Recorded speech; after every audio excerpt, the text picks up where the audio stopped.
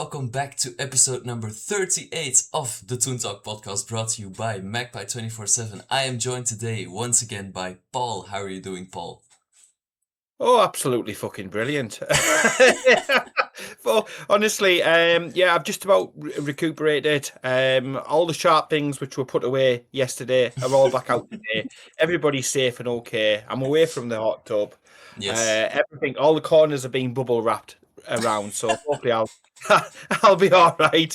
And I don't think there's too much alcohol in the in the fridge, so I should be all right. I mean, it's a bank holiday. You've got to smile, haven't you? But apart from that, there's nothing to smile about with regards to Newcastle United. But I'm waiting for the call. Come on, Eddie. Come on.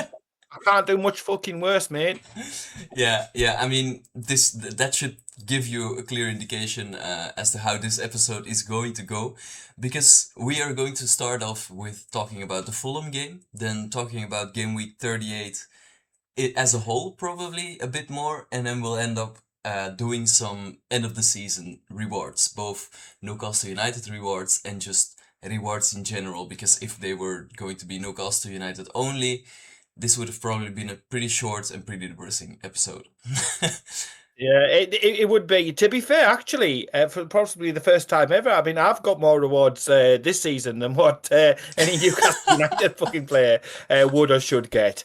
Hey God, honestly, I felt embarrassed when the man of the match post went up on Magpie 24/7 yesterday, because I was like, can the tea lady be incorporated into this? Is the bus driver about? It was sort of that level of shit show, to be honest. Absolutely. All right, let's then start by talking about that particular game. The starting 11, I think it was what most people expected of this game. Dan Burn, unfortunately, playing left back. I hope this is the final time ever we see that, but I guess we have asked that a lot of Eddie, and he still puts him left back whenever he gets the chance, so I won't keep my hopes up too highly. Lewis Hall was then moved to right back once again, something I think he just massively struggles with. It's not his natural position. You wouldn't ask a fish though, would you? Wouldn't sit there and say to a fish, "Can you climb this tree, mate? Can you do that?" That's exactly it. Yeah, that's exactly it. Jump into the bloody sea and go for a swim. Absolute lunacy. Out of all the things yesterday that really, really, really pissed me off, and there was quite a lot.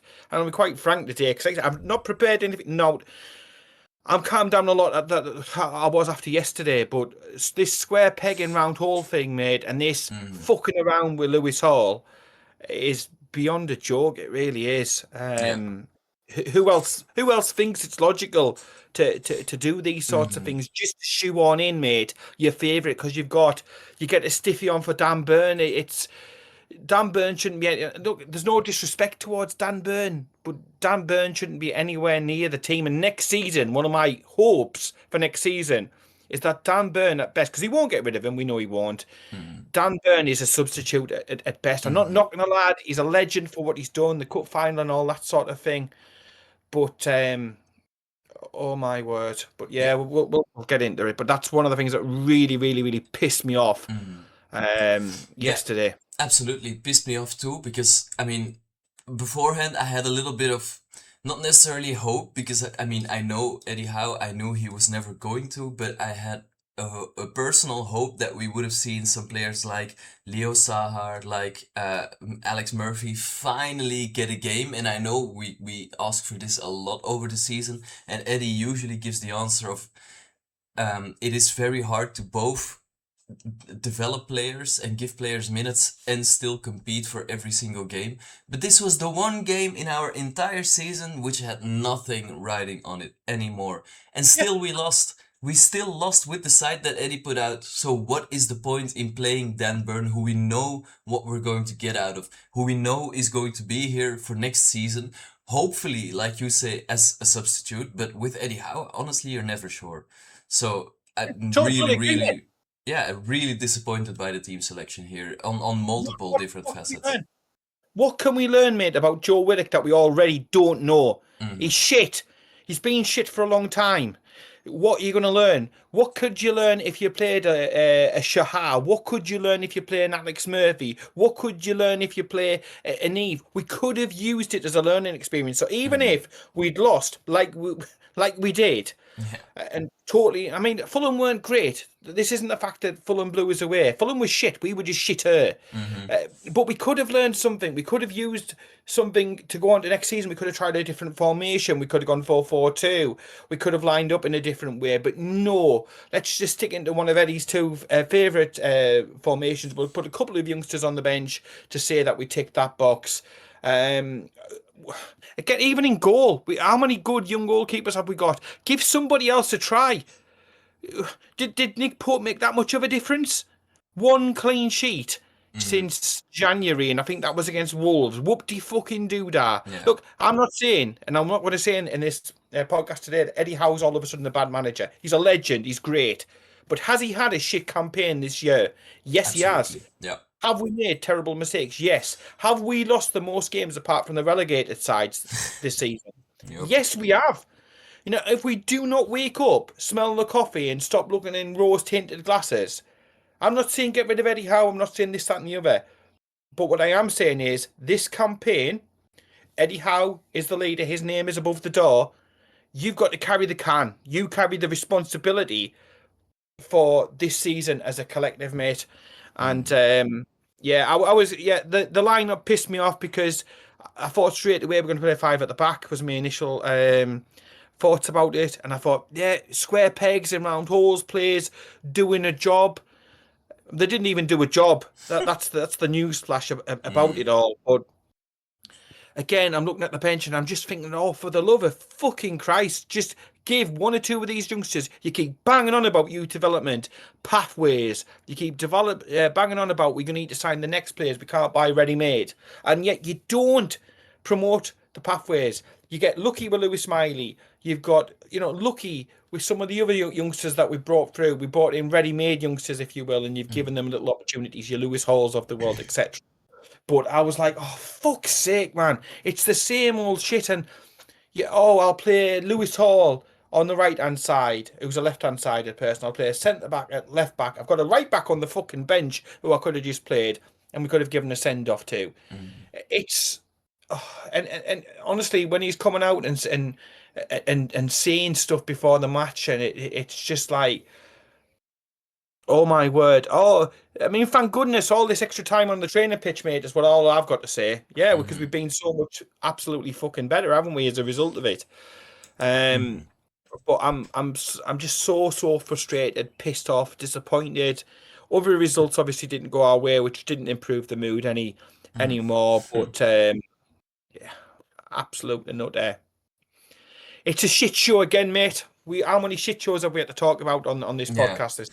Yeah, absolutely. This hasn't been a fantastic season to reintroduce the podcast, but on the starting lineup, I do think Bruno in that number six position does show something. I wouldn't prefer him in a double pivot if he is to play that six position, so he can have the sole offensive responsibility and drive us forward. Because I do think we are just defensively vulnerable if he's the one with the um, defensive responsibilities in the middle of the park. And I also just think it's a waste to give Bruno those defensive responsibilities because you want him as high up the pitch as possible, affecting the play further forward.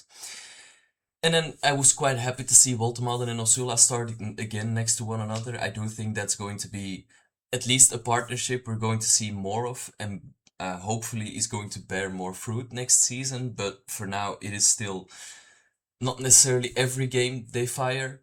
Then again, I also think a lot of these players felt that this was probably the single most unimportant game of the match week 38, and that was very much shown in the performance. I genuinely think Fulham just wanted to win more than us, which is another embarrassing thing for us this season. We were the mentality monsters, now we are the mentality midgets this season. Yeah, and I mean, stuff like that just keeps piling on top of one another. We are a complete contrast towards everything that has been positive about us over the 3 seasons leading up to this season. We were mentally resilient. We haven't shown any side of that this season. We were a team which saw out victories. This season, we've lost 27 points from leading positions. Like you said before, only the relegated sides lost more games than us all season. The first season Eddie Howe got Champions League, we lost like 4 Premier League games all season long. So some really, really damaging facts right there. I think a lot of people behind the scenes, including Eddie Howe, need to have a long and hard look at themselves in the mirror. At the same time, whilst Paul is being attacked by a bug, I Be about right, this won't it? It'll be sent by Sunderland supporters or something like that. But you see me whacking something in a minute. It is just that, and I just seen it perched up there. So yeah, just bear with me whilst I go on killing mode. and I mean, Oh, like I said, what I missed yesterday. Well, it'll land again. I'll tell you that.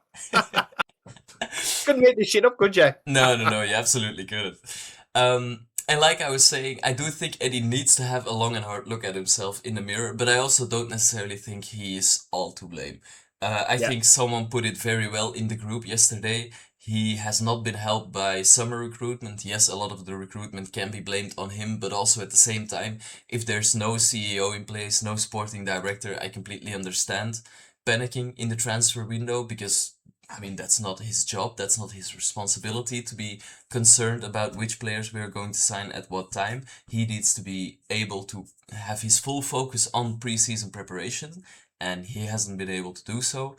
This summer, he will have a chance again to do so. We now have the right people in place, in my opinion. We have time. Yes, the World Cup will be a bit more difficult to deal with, but that's something every single club is going to have to deal with, so not necessarily a negative for us. And we also don't have European football next season, meaning 1 game a week to show improvements yet again. That also means it still needs to be at least 12 months before we can make another assessment on Eddie Howe and combining domestic and European football. So that's a difficult one. But I do think the more time that passes, the more glad I am that we are giving Eddie Howe another chance to, yes, do better, because this season has been next to disgraceful, honestly. But I do think if there's one coach in the entire Premier League who has earned the right to have a disgraceful season and still get an opportunity to turn it around, it should probably be Eddie Howe. Yeah. At the end of the day, mate, look, like I said before to you, this season's been unacceptable. However, you can't ignore what the bloke has done. And it's a bit like, I'll tell you what, with the Burnley situation, right? Scott Parker did fantastically well and got them out of the Championship. Yeah. Is he equipped enough to keep them in the Premier League? Perhaps not.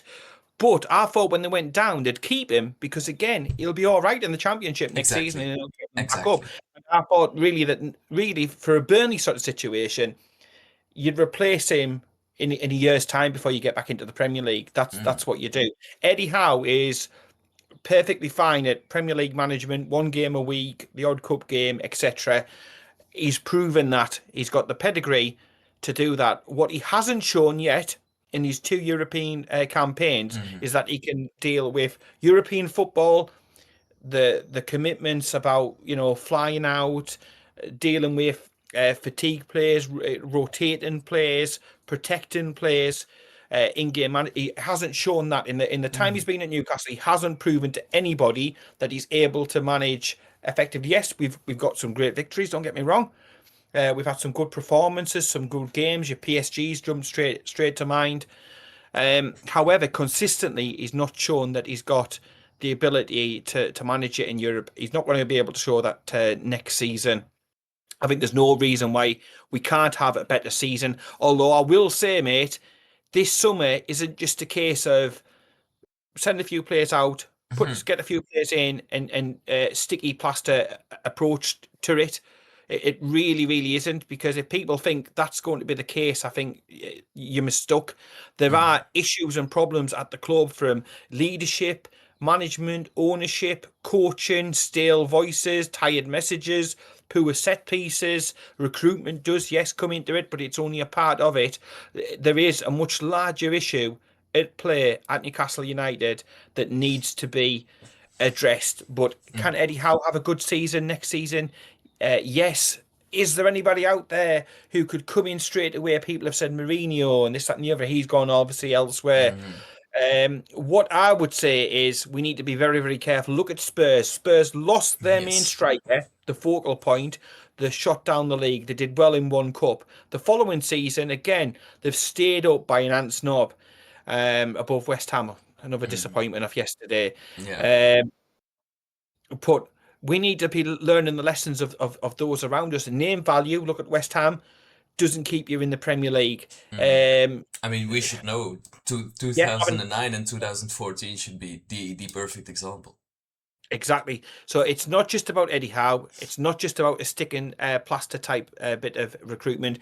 This end of season performance review Mm-hmm. between David Hopkinson and Eddie Howe is crucial. But if I was David Hopkinson, I wouldn't be stopping there because I think there's other people who haven't. I mean, this new set piece coach. Yeah. I haven't seen us. I mean, look at Arsenal, for example. Mm-hmm. And then you look at us. I think our set pieces, I haven't been overly impressed. Yes, we have scored a one or two. Bruno has scored a couple of spectacular Mm-hmm. goals direct from corners and stuff like this. But you can't just pin the blame. It's been a sort of perfect storm. It's not just Eddie Howe. He hasn't become a bad manager overnight. Mm-hmm. And he will have a better season next season.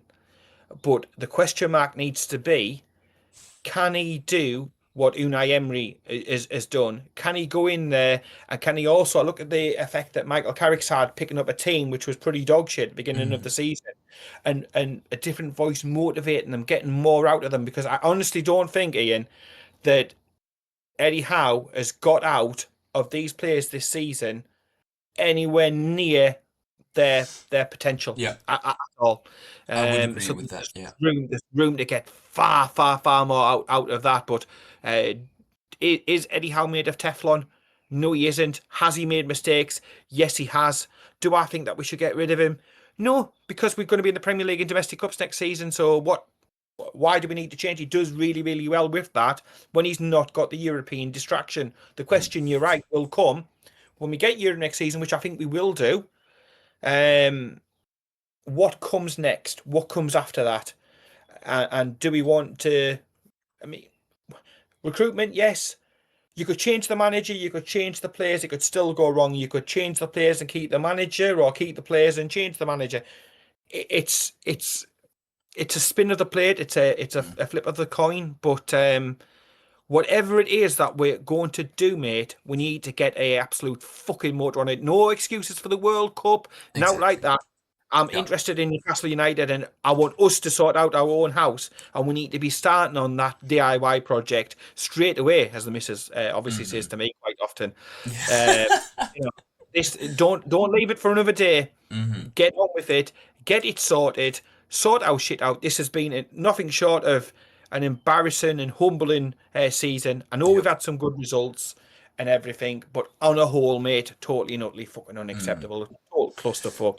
Yeah, I think you're spot on, especially with the last part, because we've heard Eddie Howe say this in multiple press conferences over the last few weeks, but also at the end of last season, that acting quick, having your affairs in order as early as possible is absolutely vital to your summer, because you need those players to be involved in pre-season, in tactical planning, in planning ahead of the season, and I do think Eddie, yeah, since the last international break, when all the expectation was there, I don't necessarily think he's covered himself in too much glory since we've started training once one or playing one game a week again. But still, since the Arsenal game, there were upticks in performances. Arsenal, the 1-0 loss away to them, wasn't our best game, wasn't our worst game either. Yeah, Then chances didn't we, mate? Chances. exactly, there definitely was something to be had from that game. Then I think we won against Brighton, we drew against Forest, and we won against West Ham. So 3 games unbeaten. Not the most glamorous unbeaten run, but But our biggest unbeaten run of the season in the Premier League, so that's pretty embarrassing too, to be honest. But there was an uptick in performances. I think if we would have won yesterday, or at least had a good performance, the feeling going into next season would have been a lot different as well.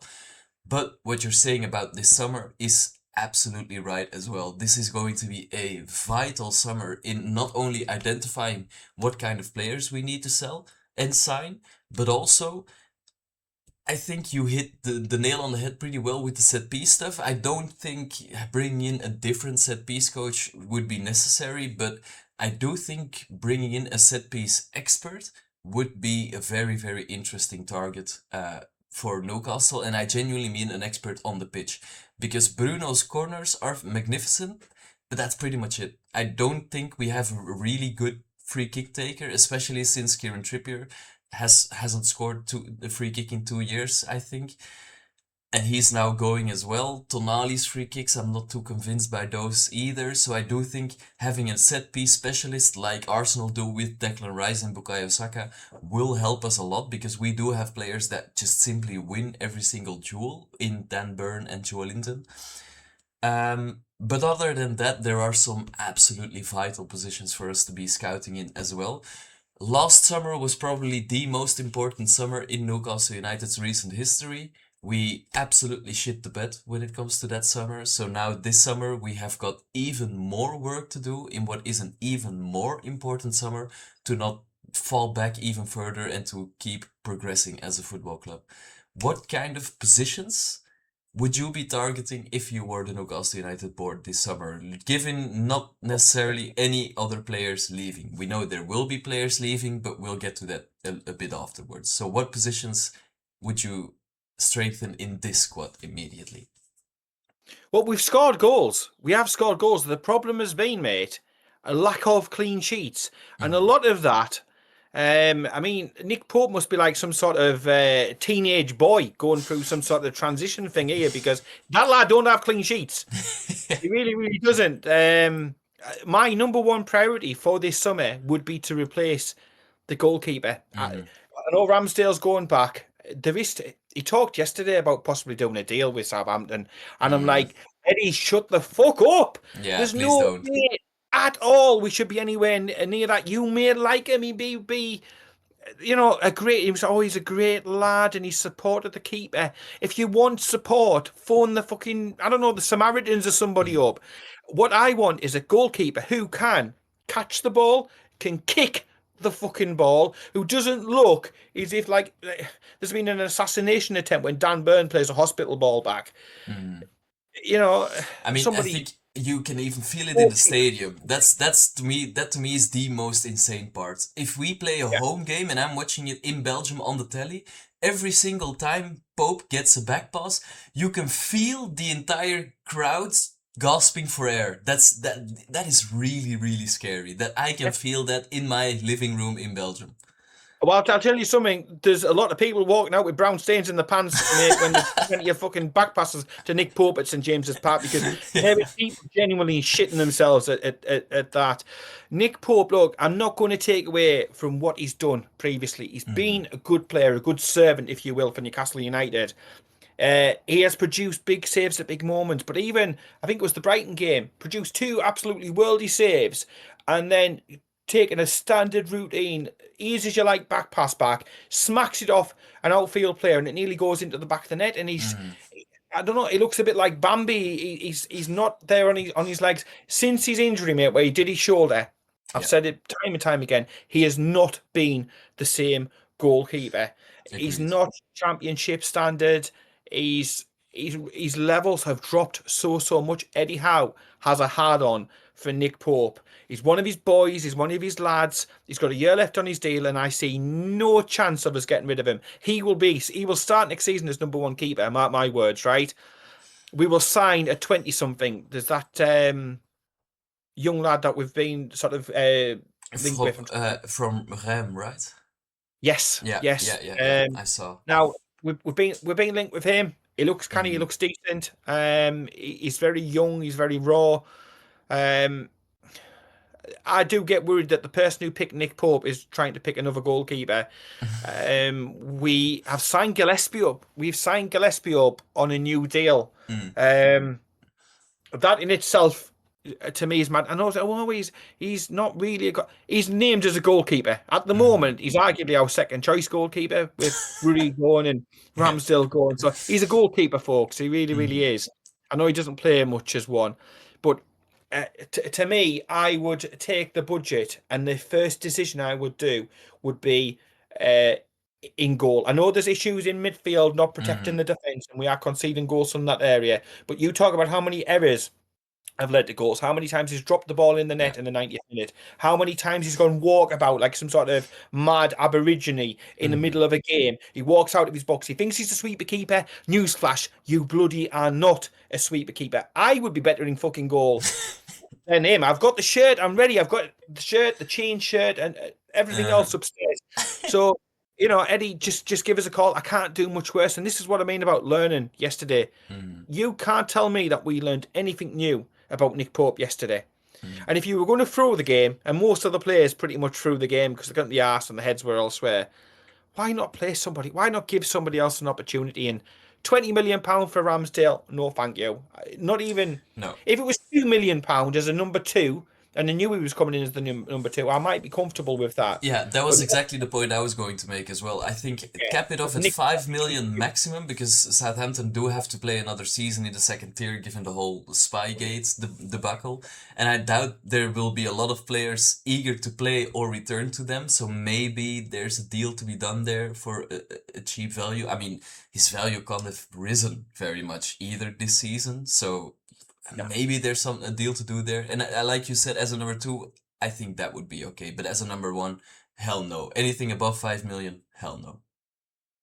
Exactly. We can't be a charity case. We can't sort out Southampton's financial issues. We've Mm-hmm. got financial strains and worries and squad cost ratio and PSR issues of our own. We need to take care of ourselves and be cutthroat. If you want Ramsdale, bring Ramsdale in for a few £1 million. But he's on £120,000 a week, mate. Mm. I'm sorry, even Nick Yeah. Pope's on £60,000 a week. There's no way that those wages fit in. We're talking about Matt Targett's wages coming off. We're talking about Kieran Trippier's wages coming off the wage bill. We're talking about Mm-hmm. Emil Kraft's wages coming off the wage bill. So you've got some heavy hitters off there. To me, I know well, we're signing young keepers with protect. We need in goal. You need an experienced head who Mm-hmm. is an all-rounder. Good footwork, good at shot stopping, can catch a ball, and has that commanding presence. You look at the difference that Donnarumma's made since he went into Manchester City. With most of his performances, I know he hasn't been unflappable and stuff like that, Mm-hmm. but for most of his Yeah, I performances, think he's goalkeeper up there gives for confidence preventing XG. Yeah. gives confidence to the defense, and it also gives then confidence to the midfield, and everybody pushes that little bit further forward. So all of a Mm-hmm. sudden you're a little bit more on the front foot. At the moment, if you lose possession, if I was in that team, I'd be shitting myself looking at Pope, thinking, "Oh my fucking word! If there's a shot on target here, there's a good chance that it's going to be a goal." Mm. And Yeah. like I say, I'm not taking away from the lad. He's been a great professional for us. He's been a good player, a decent buy at the money that we paid for him. But if Leeds United want him for anything north well, I've seen reports between 5 million and 10 million. I would take any of that. Mm. Send him to Leeds. You're getting £12 million for Vlachamidos. That's potentially up to £22 million for two keepers who aren't particularly up to it. Agreed. We invest that on a young keeper who could come in and be your number two, and then go out and spend big on a decent quality number one. If it's going to be Trafford, I've got my question marks about Trafford, mate. Mm-hmm. I'm not sure. Do I think he's an upgrade on Pope? Yes, but I think I'd be an upgrade on Pope, to be honest. But I know there's a lot of love. A lot of the love comes from that what Trafford did against Sunderland when they were in the Championship. For me, I pay no attention to that. Mm-hmm. I'm concentrating on us, and I want a like an Allison when he went in, an Yeah. Edison. Yeah. I I want that mean, gravitas and that aura around the keeper. At the mm-hmm. moment, I think of there's one of the carry on. I can't remember what you call him, but there's one of the carry on people, and every time I see Nick Pope, I think of carry on music on my head. It gives me no confidence at all. Every time, and in the chat, I'll be saying, "Oh, Pope's playing. Well, we need to score 2 goals at least Mm-hmm. to win this match because Yep. we're not keeping it clean sheet, mate. We're not Yeah. keeping it." Agreed. On Trafford, I do like him a lot. The one thing I usually think of when thinking of James Trafford is there are some players I notice that we are linked with in a multitude of different transfer windows. So players we have scouted for quite a while, and those players usually turn out to be pretty good. The ones that come to mind to me are Joao Pedro, who we've tried to sign multiple times. Um, Hugo Ekitike. Hugo Ekitike, exactly. Malik Jia was someone we also tried to sign before we eventually got him over the line. And those all turned out to be really, really great players. So I do think whenever our board decides on a player and decides on a player for multiple windows to target him, they usually turn out to be pretty much what we thought they were going to be, or at least what they thought they were going to get. And I think Trafford might very well be the same because I also think in the third or fourth week of the season he made a mistake for City and then City signed Donnarumma. But afterwards he's been pretty faultless in the cups. Won them the Yeah, EFL Cup against Arsenal as well with some pretty he was great not against us, saves. was he? No, he wasn't necessarily against us, but I mean there is a lot to dream on with Trafford. But I do agree on one thing and that is when a goalkeeper comes in such a vital time for a club, well, like for us, we've been talking about the goalkeeper position the entire season. So whoever comes in will have a lot of scrutiny coming their way. If it is a character like an Alisson, who you immediately see improves your team so much, yeah, I do think that would do a lot. So I would prefer to go for someone like Miles Villar at Roma. I know Lunin is leaving from Real Madrid, the second choice behind Courtois.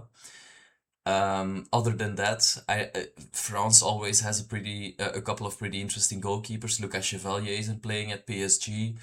Yevan Diouf at Nice might even be going down, and he is, in my opinion, he should be Senegal's first choice above Edouard Mendy. So he's a really good goalkeeper as well to look at.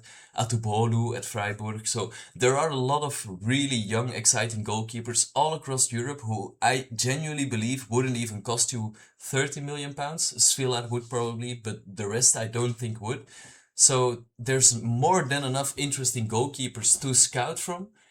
I just have a fear of us signing some second string British goalkeeper from somewhere, and I mean, that would be really sad. Yeah, it is to me.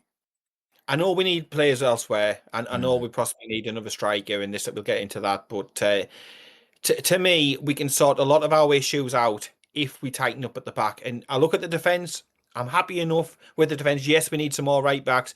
Yes, I think Tino Livramento may go. I think we might need 2 right backs. We need somebody who can play understudy to Lewis Hall as well. mm-hmm. So there is issues, there is problems throughout the rest of the team. I get that. I totally take that on board. But goals, keeping the ball out of the net. I'd like to be able to go into the game thinking, look, we can shit ours our way. If they get through this decent defence, they've got a good goalkeeper debate. To me, it's not against Pope because, like I say, he has been a good goalkeeper for us. Mm-hmm. But I just felt it's sorry, it's not worked out. You've not come back the same keeper, and Mm-hmm. it's a cutthroat business, and I can't afford us to keep shipping goals all the time. When you're Yeah. looking back, I can think of the Wolves game where we kept a clean sheet. I can think of the Chelsea game, but Ramsdale played in that game, didn't he? When we beat Chelsea at Stamford Bridge. I'm then going back, and I can't really remember this calendar year. Many clean was the PS. We had Champions League clean sheet, didn't we? Mm-hmm. We had one against Union. But you're scraping around, aren't you? You're Mm-hmm. literally Yeah. Yeah. you're Absolutely. straining brain matter to think. Even in games like against Karabag, when we were over there and we were absolutely and utterly strolling Mm-hmm. through the game, and then Chris Packet hands just lets one fly. And it's the same with the Nottingham Forest one. He should do better. He should do way better. And I'm still hopeful to get into the England squad and this, that, and the other. You're delusional. If you honestly believe that, hand on heart, you're absolutely and utterly fucking delusional because you're nowhere near. The only thing I will say with Trafford is, look, I think he's going to be England's future number one. You could get him in now for 20 to 30 million pounds, say. Mm-hmm. You can potentially recoup 12 million from Vlachodimos, 5 to 10 million for Nick Pope. It isn't that much of a big risk then if you think in bigger terms. He's a player that Eddie Howe likes. He came close to signing us. Me personally as well, though, I'm a little bit old school in that if somebody's turned us down, you don't go back for 30 seconds. Do you know what I I mean? mean, yeah, I could hear that. At the same time, he's a City Academy product. City came calling. He must have been promised that he was going to become City's number one. In that Yeah, case, yeah, I and do all sort of get it. Yeah. yeah. I Um. get it. There's definitely mitigation there, Ian. mhm. Does it leave us a little bit of a taste in the mouth? Yes, it does. But if he I comes, can understand. Yeah. if it starts making saves and helping hmm keep clean sheets and stuff like that, that would be very, very quickly forgotten what had happened Absolutely. previously. And he's obviously a very talented lad, and he's also very confident as well. And I do like when he speaks on hmm camera, Yeah. he's got belief and ability hmm in him, and he can only get better. You would think from the baseline of more games. He's worked with Pep Guardiola. That's got to help. I agree. Uh, that's got to be a major thing as well. So Yeah. yeah, And I take him. I take him, no doubt about it. mhm. Any upgrade to Nick Pope, um, Which is pretty much any goalkeeper. yeah. Yeah, I've just had a look. We had a clean sheet on the 4th of January at home against Crystal Palace, and since then in the league, so for the entire calendar year of 2026, the first part, we've kept two more clean sheets in the league. One was away at the Molineux, and the other one was a 1-0 win away at Stamford Brothel. So that isn't that's pretty grim reading. We just have to be honest about that. That's really, really poor. So I suggest that immediately leaves us to go. I suggest going position by position and saying whether or not we need signings there. So for right back, for example, Trippier, Kraft are already leaving, so at least one more right back needs to come in. And if Tino Livramento was to go as well, a second right back absolutely has to come in as well. I was thinking one young right back, one with Premier League experience, but say if Livramento was to stay, which one of those would you go for as a backup right back? Would you go for Premier League experience or would you go for a younger option behind Livramento? I would go for a younger option. Look, I think Mm-hmm. the majority of the good business that we have done, your Brunos of the world, Isaac. I'll whisper that name. You know what I'm on about. The Newcastle version of him, prior to him, you know, mm-hmm. everything else that happened. Yeah. I think the majority of the good business that we have done has come from abroad. So Mm-hmm. I think it adds something to your game. I think the coaching's different, the culture's different. You can bring them in and it enhances and helps the squad. If we're going to keep Livramento, and I hope we do, look, he's had a couple of ropey games this season. He's played 61% of the available games for Newcastle United this season. I think was the stat that no, in fact, he's missed. Sorry, he's Mm. missed Yeah. 61% of the matches this season. So he's only been available for the 39% of the games. Mm-hmm. Form is temporary, you would have thought with him. Class is permanent. I love Tino Livramento. He's up and down. He can produce crosses. He can comfortably play the left hand side, which others can't, I don't think. Mm-hmm. I would keep Tino Livramento if I could. If he's in any doubt, though, and he thinks that his future lies elsewhere, 2 years left on his deal, Ian, he has to go this Yeah. summer. So to me, you could. I think there's options Mm-hmm. out there in the Premier League you could bring in to replace Tino Livramento and then bring a youngster in to really push. But if you're bringing in youngsters, mate, it must be stressed. These have to be high quality, Yeah. high ceiling type youngsters. There's no point just bringing one in like, you know, well, anyone who I isn't mean, isn't yeah, athletic. I've seen us linked, for example, with Nico Williams. I think that is a player that comes to mind when talking about players who yeah, are Premier League standard, but don't necessarily have a high ceiling, don't have much room to grow anymore. Yeah, I agree. I would rather look for a youngster abroad who has a high ceiling, who has a bit more of an unknown factor about him, but also could grow into one of the best right backs in the world. If Livramento was to go, and I've said this before on the podcast, if 50 million plus comes in for him, I think we have to sell, given his injury record, given the amount of time left on his contract. Um, but in an ideal world, you keep because there's already going to be so much turnover in the squad as is. Yeah, If we're going to sign just a young right back, or even if we're going to sign a young prospect right back, I think we need to have a look at Belgium and Holland because they seem to be producing really, really good young fullbacks. At Club Brugge, for example, have Joachim Says, who can play both at left back and at right back. He's left-footed, but he came through the academy as a right back, so he's we linked with really him, haven't we? I've been yeah, linked with him. yeah, since January, and I would adore his signing. He's 19 years old. Ever since, I don't know actually. Do people in England know how the Belgian league system works? Because it is convoluted, but this was the last season. It's going to be convoluted. Yeah, it is a little bit like a piece of IKEA flat pack Yeah, furniture, is it not? exactly. Yeah, it is. It's a Big playoff holidays, system in big which holidays. teams branch off into three groups, and Club Brugge always compete in the Champions playoffs, so the top six teams.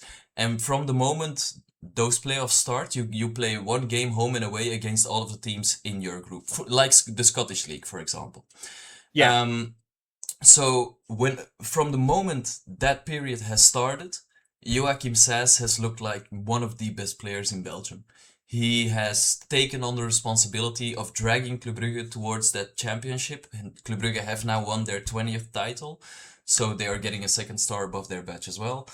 A perfect time for him to leave the club. He's had two really impressive Champions League campaigns as well. One of which this season he had a game in which Club Brugge drew 3-all against Barcelona, and he had a fantastic game against Lamine Yamal. So he is a really, really interesting player to me. I think he will genuinely get some minutes for Belgium as well at the World Cup. But if we aren't going to go for him, I think Elouadi at Genk offers us a bit more of an attacking option. I don't think he can play on the left, but he is a 24-year-old Moroccan right back who is probably one of the best footballing right backs out there in Europe at this moment in time. you're He scaring me though. Talking about Moroccan players, Newcastle United. Fucking me, I'm having Accra Lazar flashbacks here. I understand, but this kid is born in Bottle, Belgium, bottle. born and raised in Belgium, so maybe that helps.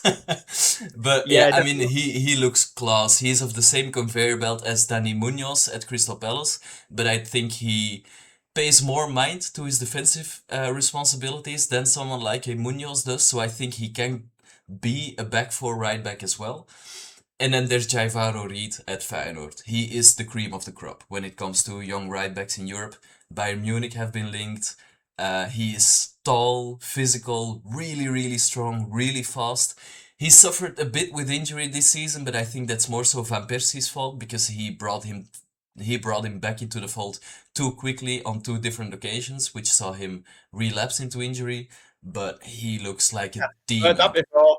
Yeah, yeah, true. But he looks like an absolute demon at right back. So one of those players I would love. And then for an experienced right back, this might sound like a bit of a weird shout, but I would actually go and have an inquiry for Ben White if Tino Livramento is to leave Newcastle United. I Well, know Arsenal are one of the clubs, aren't they? what? Arsenal are one of the clubs who are linked with Livramento as well. Yeah, so maybe there is something to be done there, given a more favorable financial deal for both sides. But also, I think Ben White, this probably is his worst season in an Arsenal shirt, which means his value will be the lowest. But there have been times he looked like the best right back in the league to me. He is really comfortable in as an attacking right back, despite being a centre back originally. But he can also operate in a centre back role if injuries hit once again and you need to rotate a bit as well.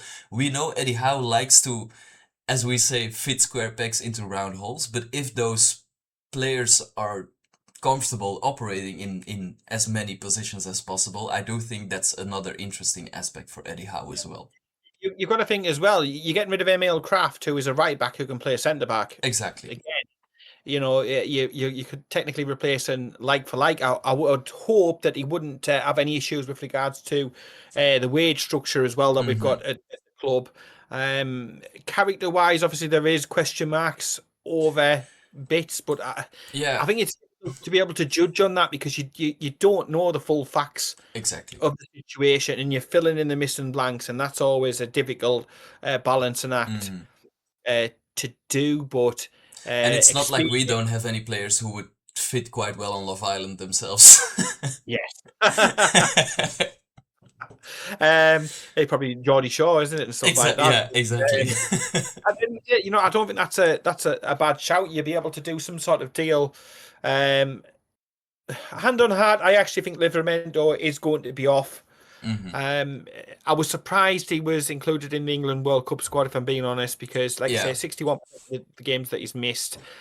I love Livramento. He's been class. You could build a team around him. He's great on Football Manager as well.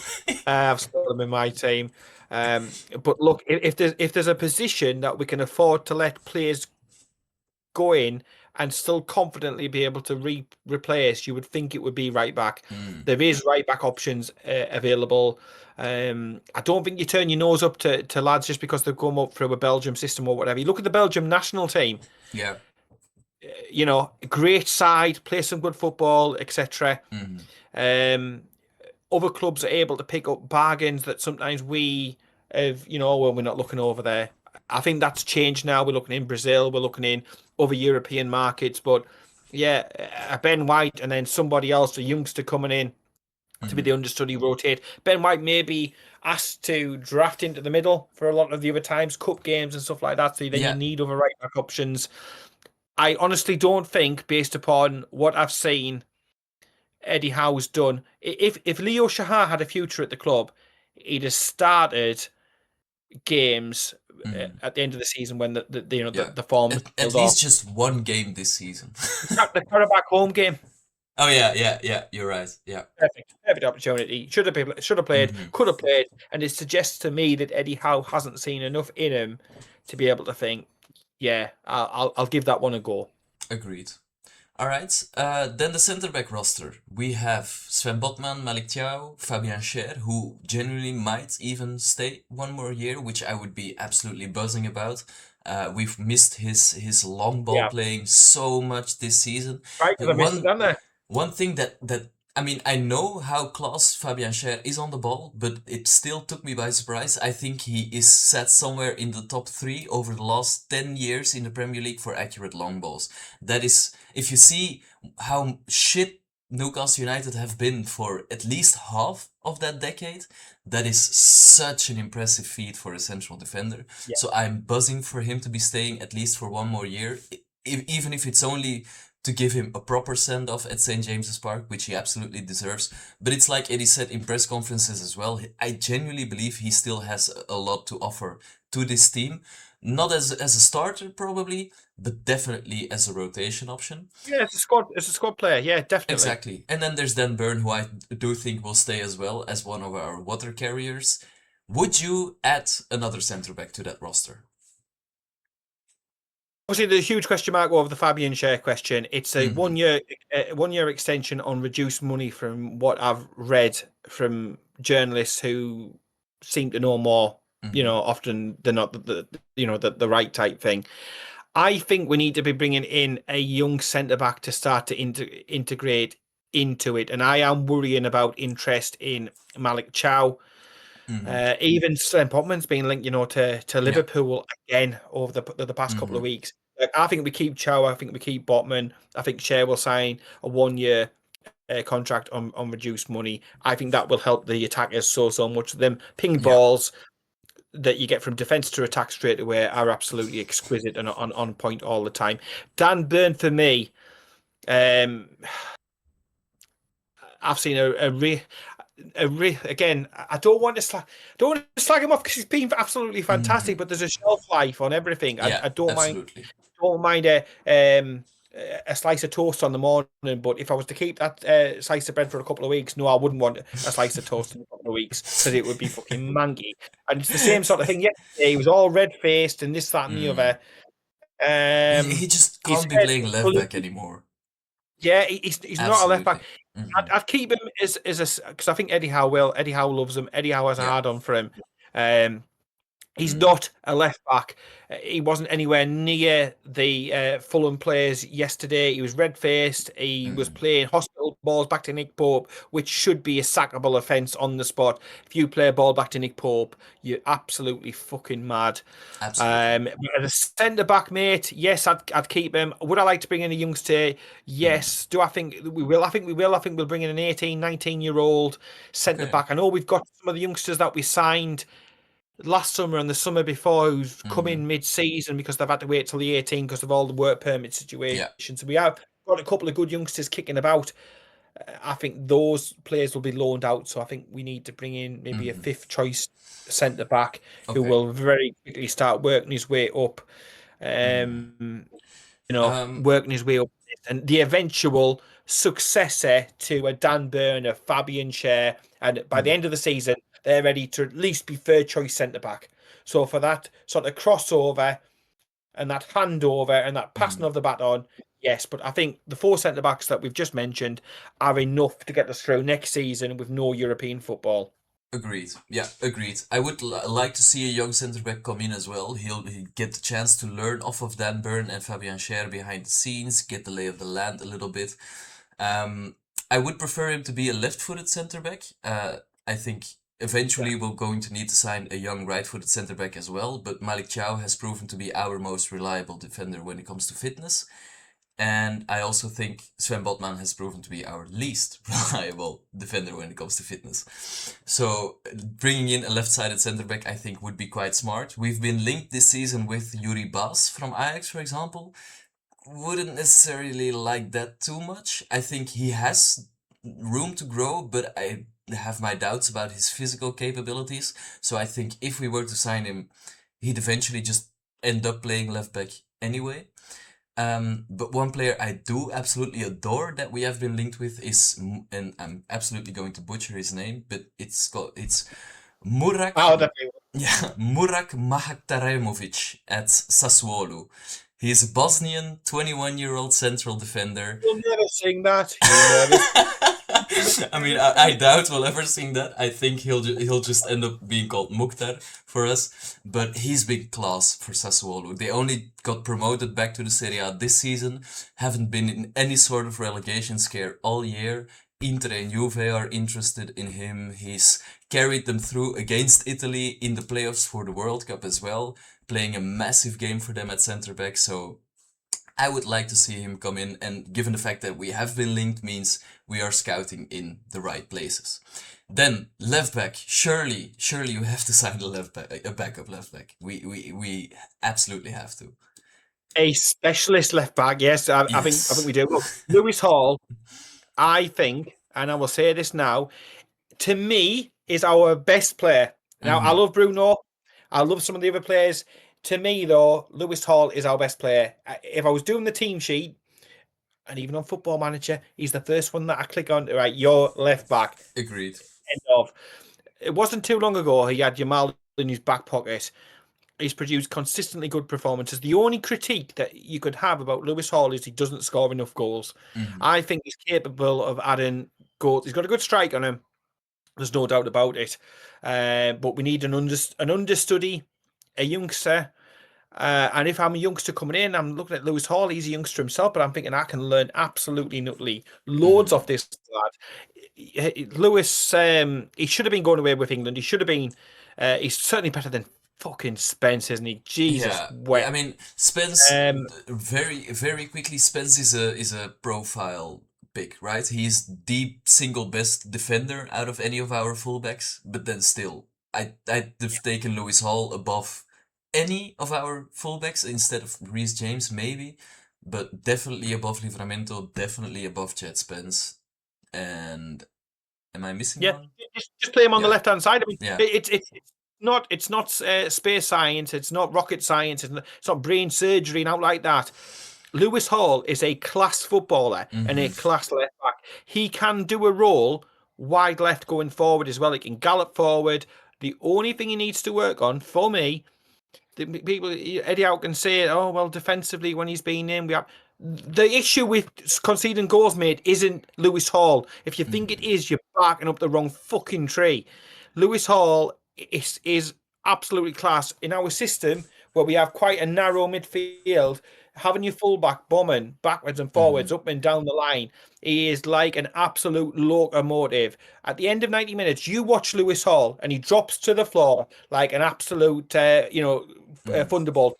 Yeah. He's given every little drop of energy that he's got for the Newcastle United cause. Mm. So Lewis Hall for me is our best and most important player. Yeah, I Uh, agree. I love Bruno. He's the glue. He's carried this team. I don't doubt that. He's a stronger leader than what Lewis Hall will Mm-hmm. be. Lewis Hall comes across as quite a shy and quiet lad. I mean, I used to be a shy and quiet lad back at school in younger days, but life experiences drag it out of you. Uh, but like honestly, I love Lewis Hall to bits. Mm. And I've said, like, after the whole Isaac thing, I learned not to get too attached to any players. I also learned not to get fucking names and numbers put on the back of your shirt, like Kyle with bloody Alanga on the back. Jesus wept. What a waste of it, honestly. I told him straight away, I says, you daft Mm. sod. What did you do? But, like, Lewis Hall, I would be genuinely upset if we sold him. Look, Mm. if Livramento goes, I'll be sad. But I know that another right back will come in. But Lewis Hall, Bruno, these are Yeah. players Lewis Hall is our that most creative player in the squad, so yeah. yeah, it's like selling the family silver. Don't do it. Yeah. Don't do it. The answer's never to sell Lewis Hall. And Man United can look at him. Chelsea can look at him. Look, I look at Ferraris and think I wouldn't mind one of them rather than the Peugeot that's parked on the drive. Mm. But at the end of the day, they can look all they want. That doesn't mean that we're going to sell him or anything else like that. But I think Eddie Howe needs to start treating Lewis Hall with the respect and the prominence that he deserves. But in saying what's what, we need a reserve left back. We need somebody who can comfortably play left hand side, but can maybe fill in at right back. A reverse Tino Livramento. Completely agree. And that would be Joachim Sass. That would be Joachim Yeah. Sass down to a T. So I would love to see him come in again. One player I did forget to mention at right back, another one from Club Brugge, is Kyriani Sabbe. He looks like more of a. I Oh, mean, he looks like a Tino Livramento light to me. Someone who has chalk on his boots, wants to stay as close to the touchline as possible, but can also eventually, when it's time to make the attack come to an end and make a decision, that's when he does like to cut inside and even provide himself as an option for the outball. So that's why I think he would be a very, very interesting attacking target for us in that right back role, and then Joachim Sass could be a target in the left back role. Sass would absolutely have my priority given his versatility on both sides.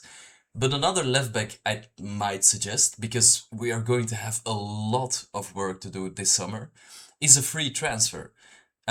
He is leaving Utrecht on a free, been linked with clubs like Brighton, for example. So he is a player that pops on a statistical basis. And his name is Soufiane El Karouani. He is an unbelievably creative left back. He gives off so many assists down that left hand side. He can bomb on because he's got the pace and the physicality to do so, but he's also got the technical attributes to cut inside and to kind of create play as a sort of number 8, number 10 in the midfield. So I think there's a lot of similarities to Lewis Hall's game.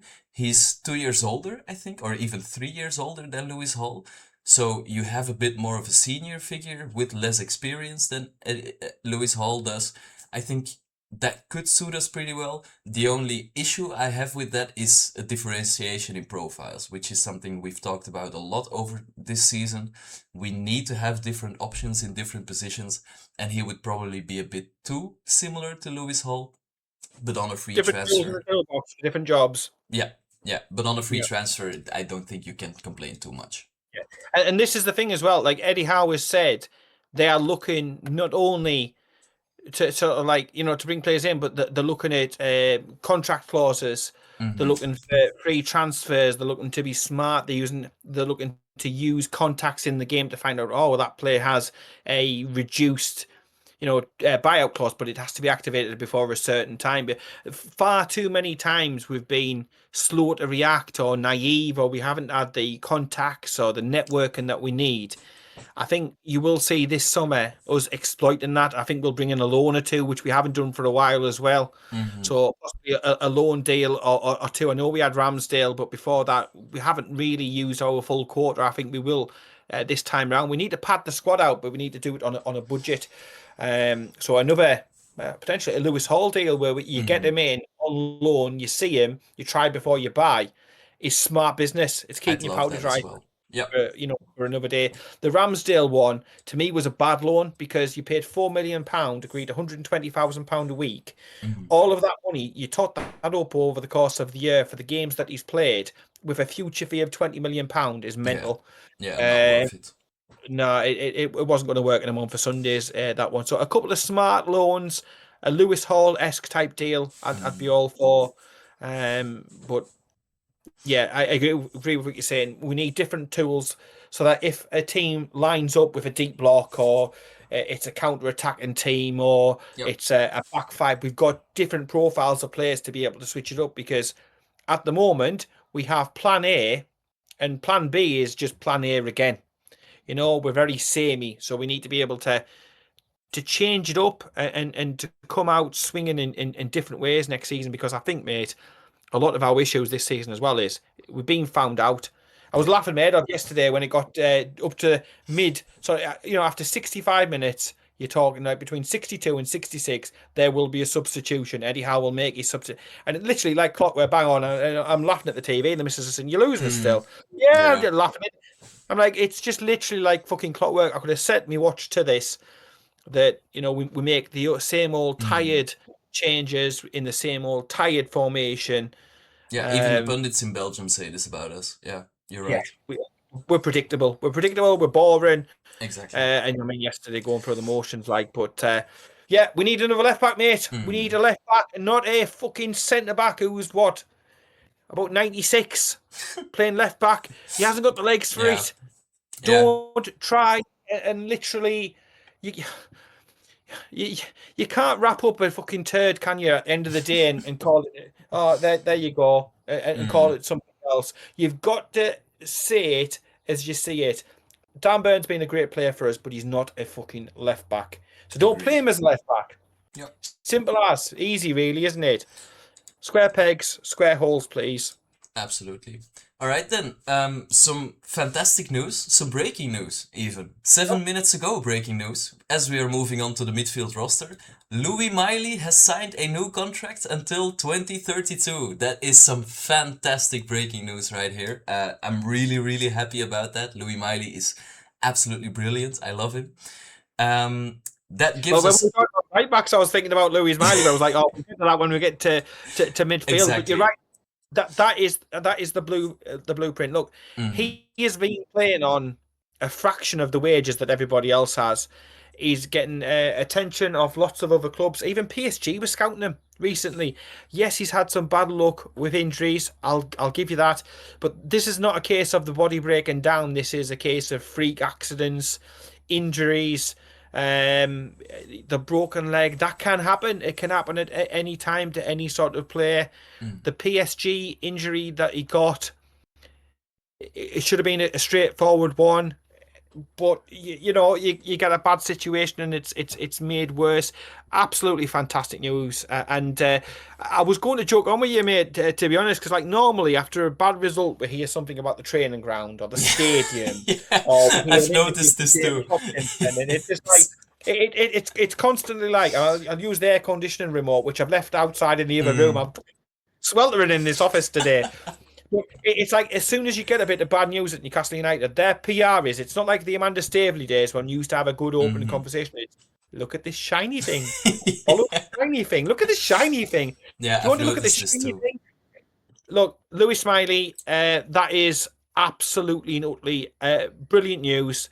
He can be a player He can stay for the long term. I don't think he'll be a player who wants to leave. We need Hmm. to learn the lessons of the Elliot Anderson situation, um, majorly. But Yeah, yeah, and if delighted with that. in Midfield, right back, fantastic. exactly, and in all honesty, if we're going to play say a double pivot. I think at Yeah, this moment in time, our best double pivot isn't Tonali Bruno, it's Miley Bruno. Because I do think those skill sets complement one another perfectly. And I think Tonali is more similar in profile to Bruno. So I always kind of struggle seeing them next to one another in a double pivot. That still leaves us with, like I said, Sandro Tonali, who might stay, might go. And then either a third midfield spot for a creative midfielder, if we want to play Ramsey in there or sign a new creative midfielder, or we play Bruno in there and we sign a bit more of a control type of player. I do think Lewis Hall can be a bit more of a controlling presence, but not necessarily like, for example, Zubimendi is. I think Lewis Miley takes really, really good care of the ball, but like an 8 does, not like a 6 does. He does want to get forward with it, he wants to show his athleticism, think forward, play forward passes. I think signing someone like an Adam Wharton would be really, really interesting for us. oh, he With missed out as well on the World Cup. Jordan exactly, Henderson. Oh my exactly, word, you mad yeah. bastards! I suggest we cover the England squad quickly after this as well, because I do think there's some interesting talking points there as well.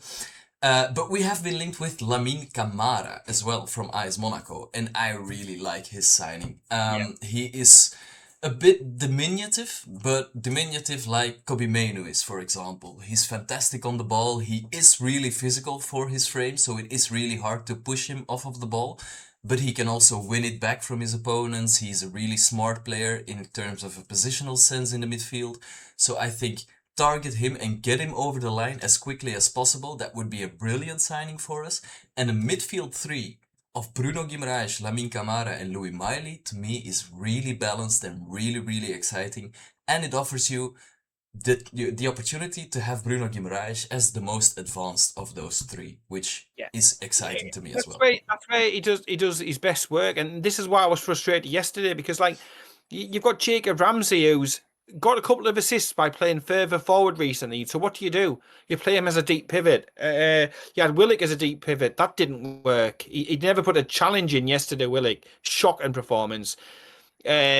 Jacob Ramsey, I think he's better when he's further forward. Bruno is better when he's further forward. He's not a pivot type player.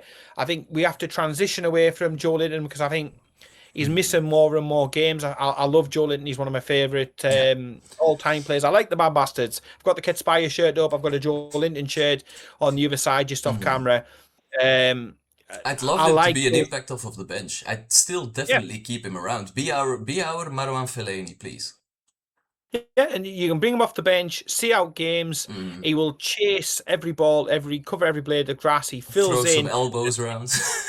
If Luke Hall's bomb forward, you can have Joe Linton literally from midfield. He'll come in and he'll cover that space, put Hmm. the player off, and allow the time for Lewis Hall to come back Exactly, in. like we I did think in the cup final. yeah, he's a fantastic player to have about. But I do think we need Hmm. to start transitioning into a more fluid, a progressive type way of Hmm. playing. I think the midfield makeup at the moment, mate, is costing us goals because it's. I used to sing like, oh, it's three midfielders standing in a row and they can touch each other's arms. All of that, Hmm. it can't go on next season because No. time and time again, people have worked us out how to get around that problem. Hmm. But you're right. That potential midfield that you've mentioned there, it's got youth, energy, excitement. It allows players to get further forward. You're putting square pegs in square holes. You're allowing us to become a more attacking type team and unit because I think at the moment it's just dragging the life force out of me. I think Sandro Tonali is likely to be off. Hmm. I really do. I'll be watching the Italian squad announcements with much interest as well. But we've had this before. He's been injured for us and appeared for Italy. I get his love for his country and stuff like that. I'm not knocking the lad for it, but I sort of think he maybe owes the Newcastle United fans and this, that, and the other one more season. after the love, the support, and everything else of things that happened. But this is modern football, and Yeah. it doesn't work how it used to with player loyalty and stuff like that. And I think if he goes about and handles it in the right way, which I'm sure that he would, um, then you can't you can't knock it under squad cost ratio. You buy well, you sell well. I think he goes for £100 million, between 95 and £100 million, no less. We bought him for what, 40, Ian, roughly? I think You it double was him, 65, closer to 65 65. was it? Yeah. So we're still going to make a I mean, decent enough profit on him and I'm actually reinvest gonna that have a in look. another couple of players. Hmm. I love Sandro though. I hope I'm wrong. I want him to stay. I love the bloke. I think he's class. I think he goes hot and cold a little bit during seasons. I think Yeah. there's games where you need to be able to take him out, and we haven't been able to do that. I'd love him to stay, but heart says keep him. He's going to stay. Head says no, he's going to go to a Champions League club this I, summer. I honestly think, in regards to Tonali, it's been a really strange conversation ever since January, because I do think, yes, in January his agent probably did offer him to a couple of Yeah. different clubs. His Whether or agent is a not, rat. yeah, exactly. I do think that genuinely came from the agent. I don't necessarily think it came from Sandro, Yeah. because the one thing I will keep in mind from this season is, when I had already kind of made peace with the fact that he was going to leave in around about, let's say, February time. All of a sudden, there were reports coming out that when Bruno was out injured, and I think a different player from the leadership team was out injured as well. And apparently Tonali had offered himself to Eddie Howe to become part of the leadership team. Now that doesn't sound to me like a player who is angling for a move away in the summer, because when he was doing so and when he offered himself up to be that, it was already pretty clear that most likely we weren't going to be playing European football next season, especially not Champions League football.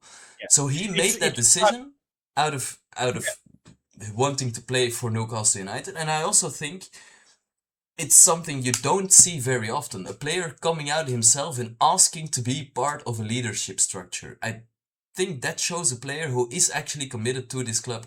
And if a lucrative offer comes for him this summer and it is a sporting opportunity that he wants to take, then yes, I could see him leaving. But honestly, I am more leaning towards Sandro Tonali staying this summer, which yeah. I wouldn't have thought Yeah, a couple of months ago. he probably took one look at Jacob Murphy being in the leadership group and thought, "Fuck, me, can't get worse than this. I need to body myself." That could also be it, yeah. Yeah, I mean, at the end of the day, I think you're right. I think it is agent driven. Agents are literally just complete and utter money whores Yeah. when it comes to modern football. They're absolutely like a leech trying to suck money out of the game. They're in it for themselves. It's their own self interest, however they want to dress it up.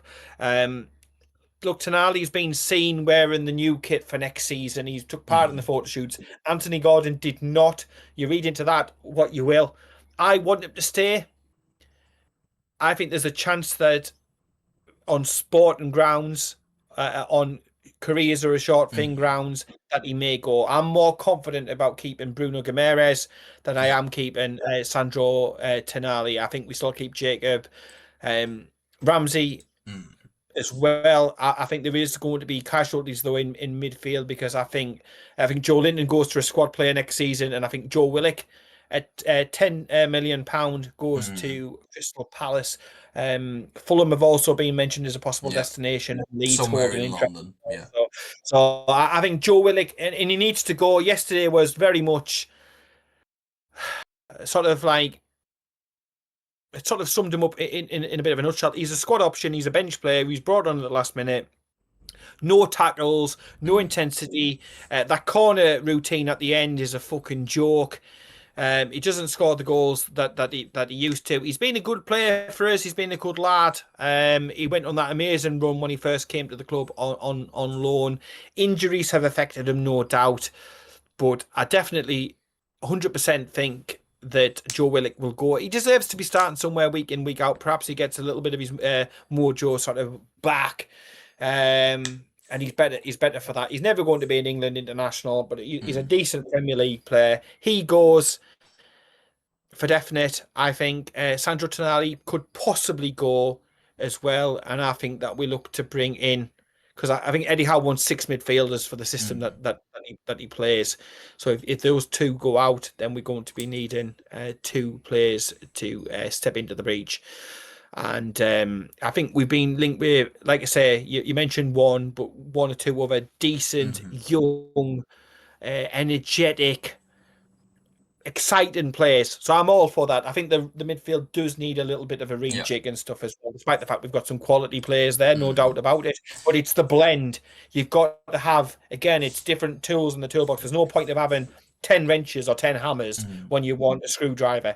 So it's got to be about having different tools so that don't matter what the makeup of the opposition or the environment, or if we go into Old Trafford or the Stadium of Light, or anywhere else, mm. we're set up in the best possible way to affect a positive outcome for Newcastle United. So Exactly. yeah, I All think right. I think we can probably see two departures there. Mm. Yeah, I tend to agree. I see Joe Willock definitely leaving, and possibly another midfielder as well, because surgery has to be done. And talking about surgery, the attack. I suggest we go through this a bit more quickly because this we are already going for about an hour and a half. Um, in striker, I genuinely, this might sound pretty crazy, but I would not sign a new striker. I think there is going to be loads and loads and loads of work to do this summer. We are not necessarily Oh going yeah, to have too many finances to work with. And we've got Osula, who has shown over the last 2 months to have a lot of potential to eventually become our starting number 9. Nick Voltemade, yeah, I mean, that's a bit of a question mark. And what? then Johan Wissa's season, the less said about this season, the better for Johan Wissa. But I do want to say, with 50 transfers usually only have about a 50% hit rate anyway.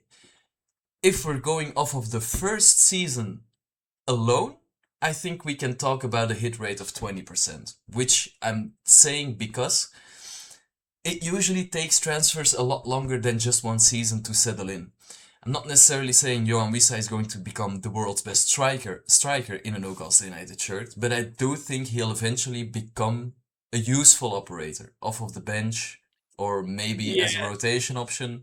I think, Anthony Gordon being the prime example, isn't it, mate? At the end of the day, yeah, he was absolutely shocking when he he first came from was. Everton. He was. Then he went on that fantastic season for us. Mm, Yes, he's got off the boil again, Anthony yeah. Gordon. But that is the sort of way Mm, Eddie Howe's way of playing is different. Look, Trippier has seen it all. He's worked with some great managers. He's been at Atletico Madrid. He's even been to Barnsley, to be honest. He's seen all sorts, yeah. and even Trippier said, "Look, you will see a better player next season. He's Mm, not been fit. He's not been right. He missed I think so pre-season. too. That was Yeah. his The own fault. preseason will do a lot. He will come better. I think we will sign a striker because I think obviously Anthony Gordon is going to go. He's going to He go, and I is. don't think he likes. I don't think he likes Harvey Barnes, and Aston Villa is stiffing about around Harvey Yeah, Barnes. I saw So that too. there's a possibility he may go as well. Because look, he's getting no younger and he wants to be a first choice. I don't think we can hold that against him. Mm, I hope that we keep Harvey Barnes. I could see him play. People say, "Oh, he doesn't do anything for." He's got, I think, 21 goals and assists this season yeah. combined. I think it's like 16 goals, 5 assists. Shoot me if I'm wrong by one or two, but it's Yeah, something like that. he always provides you with output. Always. So, why not have him as a serious contender to start Mm, on the left hand side of the attack? I would like to see Asula played on the right hand side of the attack.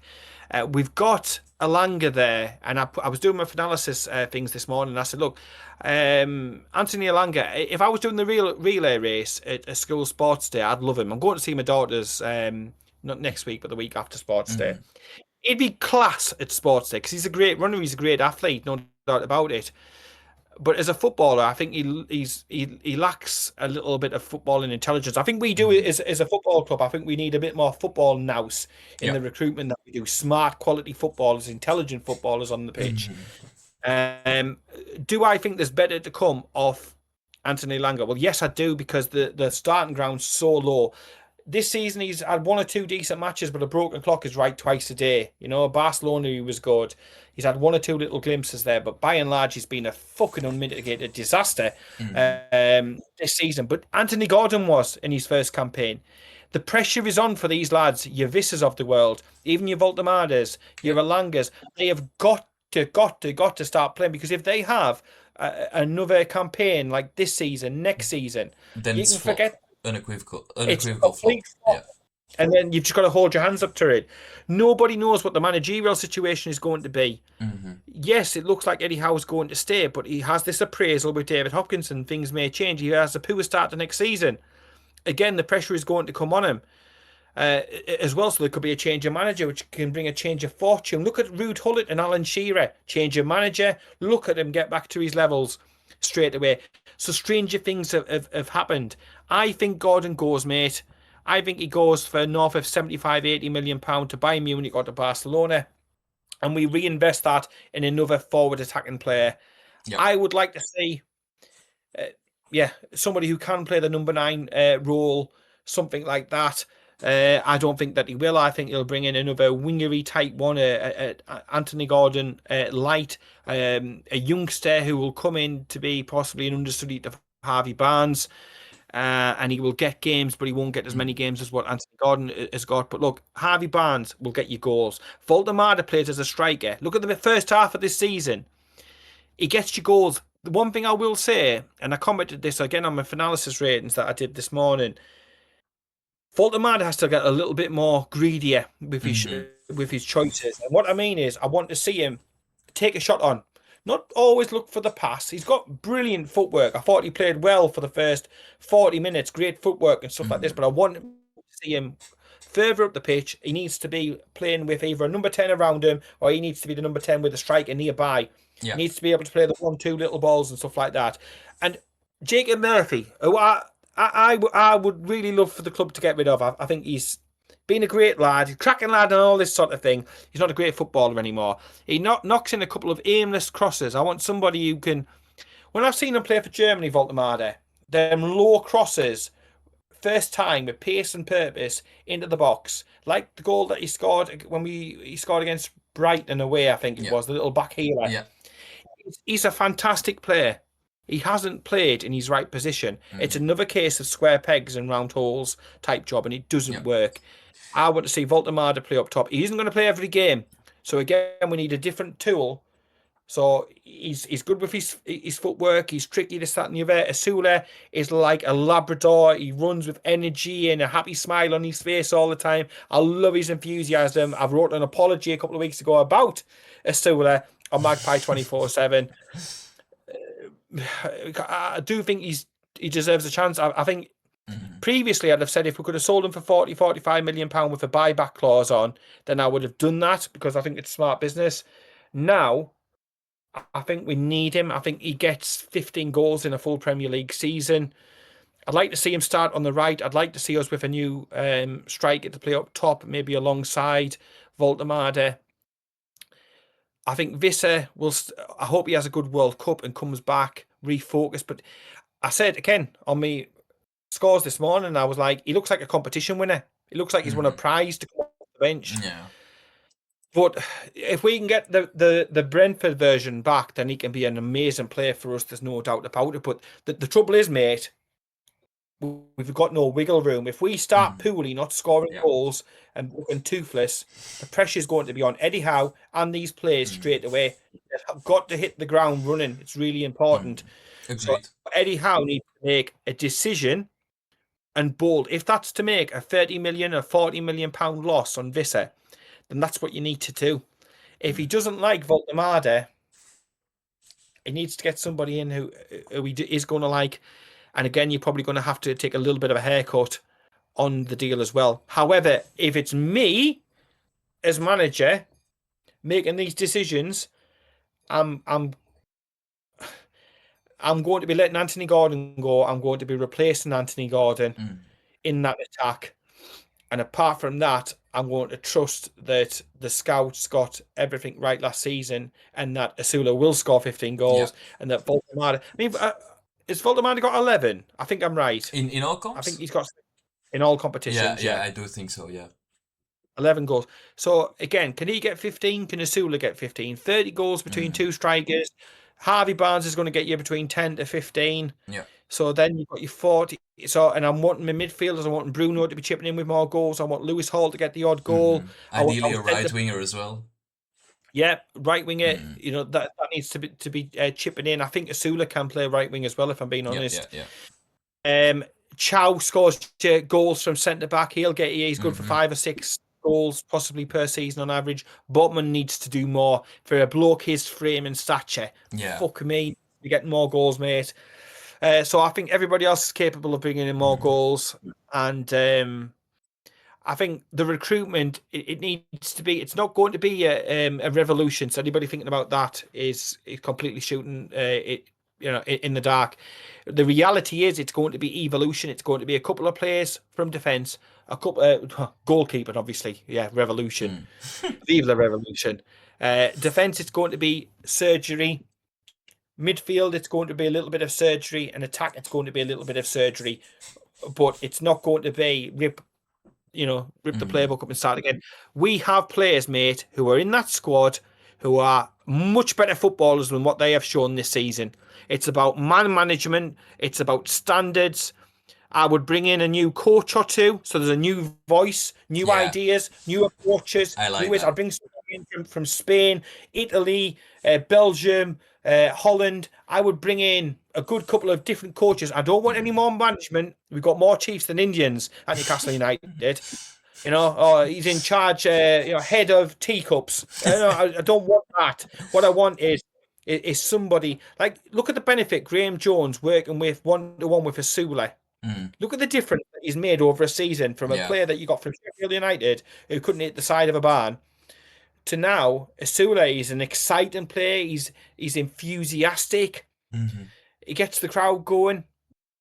Now, if you brought in another a Spanish Gator Guardiola, if you brought in an Italian one, they might say, look, can we try this? Different voices. The Mm-hmm. players are listening to a different voice. It's not just Eddie Howe's That's tones exactly it. constantly. The Yeah. message is getting a little bit tired. Let's freshen it up. The training ground's going to be different. There's a huge 50% improvement at the training ground. So new environment, a couple of new voices, and let's see what the possibilities are, mate. We cannot, even with this current squad, surely do much worse than this season. Because if we do, we're in a relegation Mm. dogfight. Yeah. Famous So last words.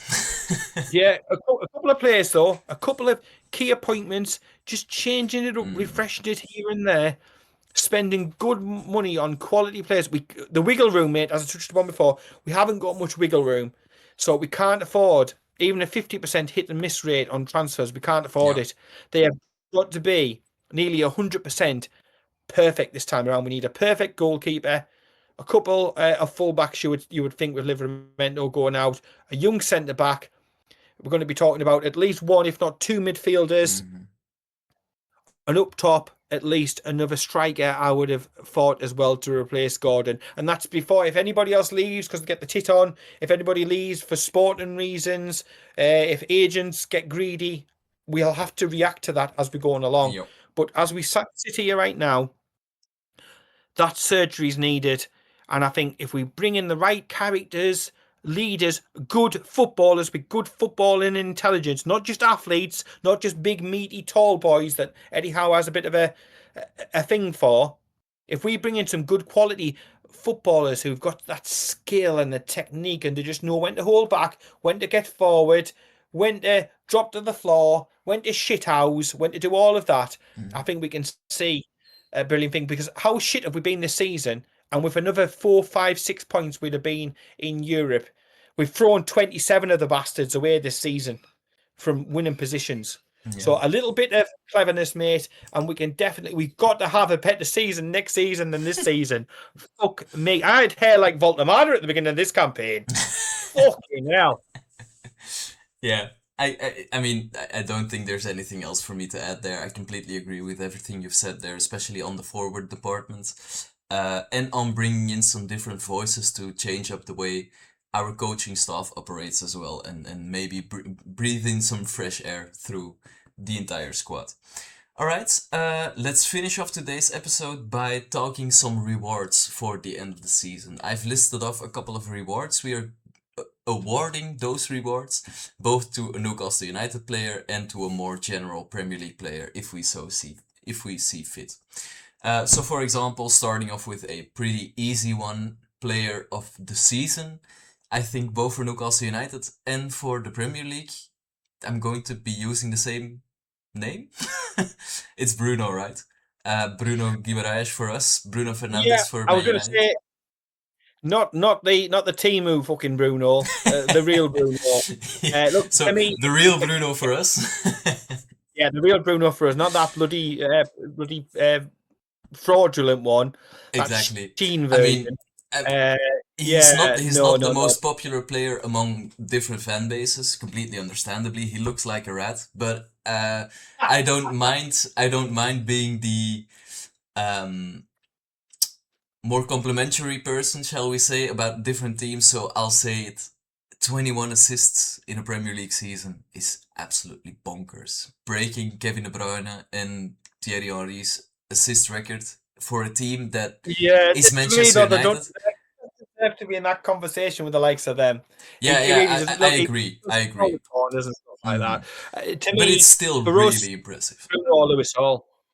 Bruno or Lewis Hall for Hmm. me would be our Yeah. player of So the Lewis Hall season. is my young player of the season for Newcastle. Yeah, I think that's probably the fairest way to do it. Give him the young player of the season and give Bruno the player of the season.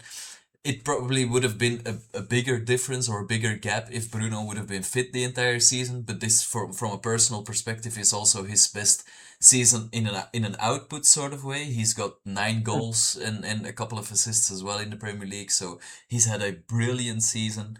And Lewis Hall, we've said it this episode a couple of times. He is so vital to the way Newcastle United play yeah. football. I would say as well, if Lewis Miley had been fit Yeah, all season, yeah. he would be a strong contender for Young Player of the Mm-hmm. Season. I'm delighted that he signed the new Mm-hmm. contract. I think he's underrated. Even when he plays at right back, mate, he tucks into midfield so fucking beautifully. He naturally goes into there and he operates around, and it's a joy to Agreed. behold. He doesn't get up and down as much like Mm. Tino Livramento would, but he gets there and he drifts into midfield and he just supplements that midfield area again, and he'll get back. But for his versatility and everything else like that, I would have given Lewis Miley again.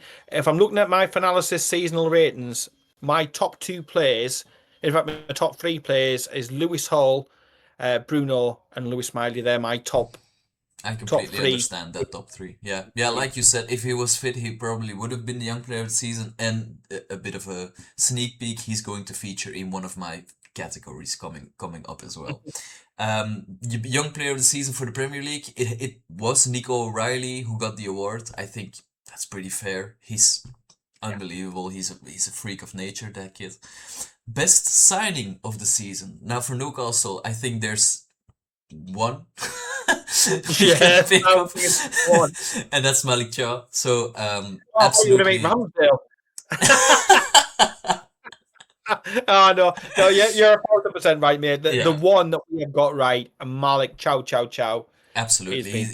I mean, I don't even want to begin to imagine where we would be without him this season, given how much time Fabian Schär and Sven Botman have spent out injured. Yeah, I do think we would have, if not been in a very ugly relegation scrap, even just relegated altogether. Um, the best signing of the season, though, for the Premier League. Now, that is a more difficult conversation, probably. Players who come to mind for me are Senne Lammens at Manchester United. He's turned probably the most talked about position in the Premier League, which is the Manchester United goalkeeper position, into the least talked about position this season, which I think is really impressive. Anana's coming back, isn't he? This summer, he wants he Yeah, wants to he is, be. and he wants to get the starting 11 position back. But I mean, let's be honest. Apart from the Liverpool game, in which he made the mistake playing out of the back, I don't think Lammens made any mistake. Which, for a 21-year-old goalkeeper coming out of Antwerp, who are shit, honestly, mate, I can't stress this enough. Antwerp are shit. It's really impressive. It is really, really mightily Well, impressive. doesn't it? Young goalkeeper. If you give him a chance, an opportunity, and a platform, Exactly. Even and even even down the road with the scum, Robin Roefs, he came from NEC Nijmegen. NEC, okay, they are playing Champions League qualifications next season, so maybe I'm doing them a disservice, but it's still an unbelievably small club, which nobody would have expected to qualify for any sort of European football. Worries. Okay, so after some technical difficulties, we continue on. We were talking about Senna Lemons at Manchester United.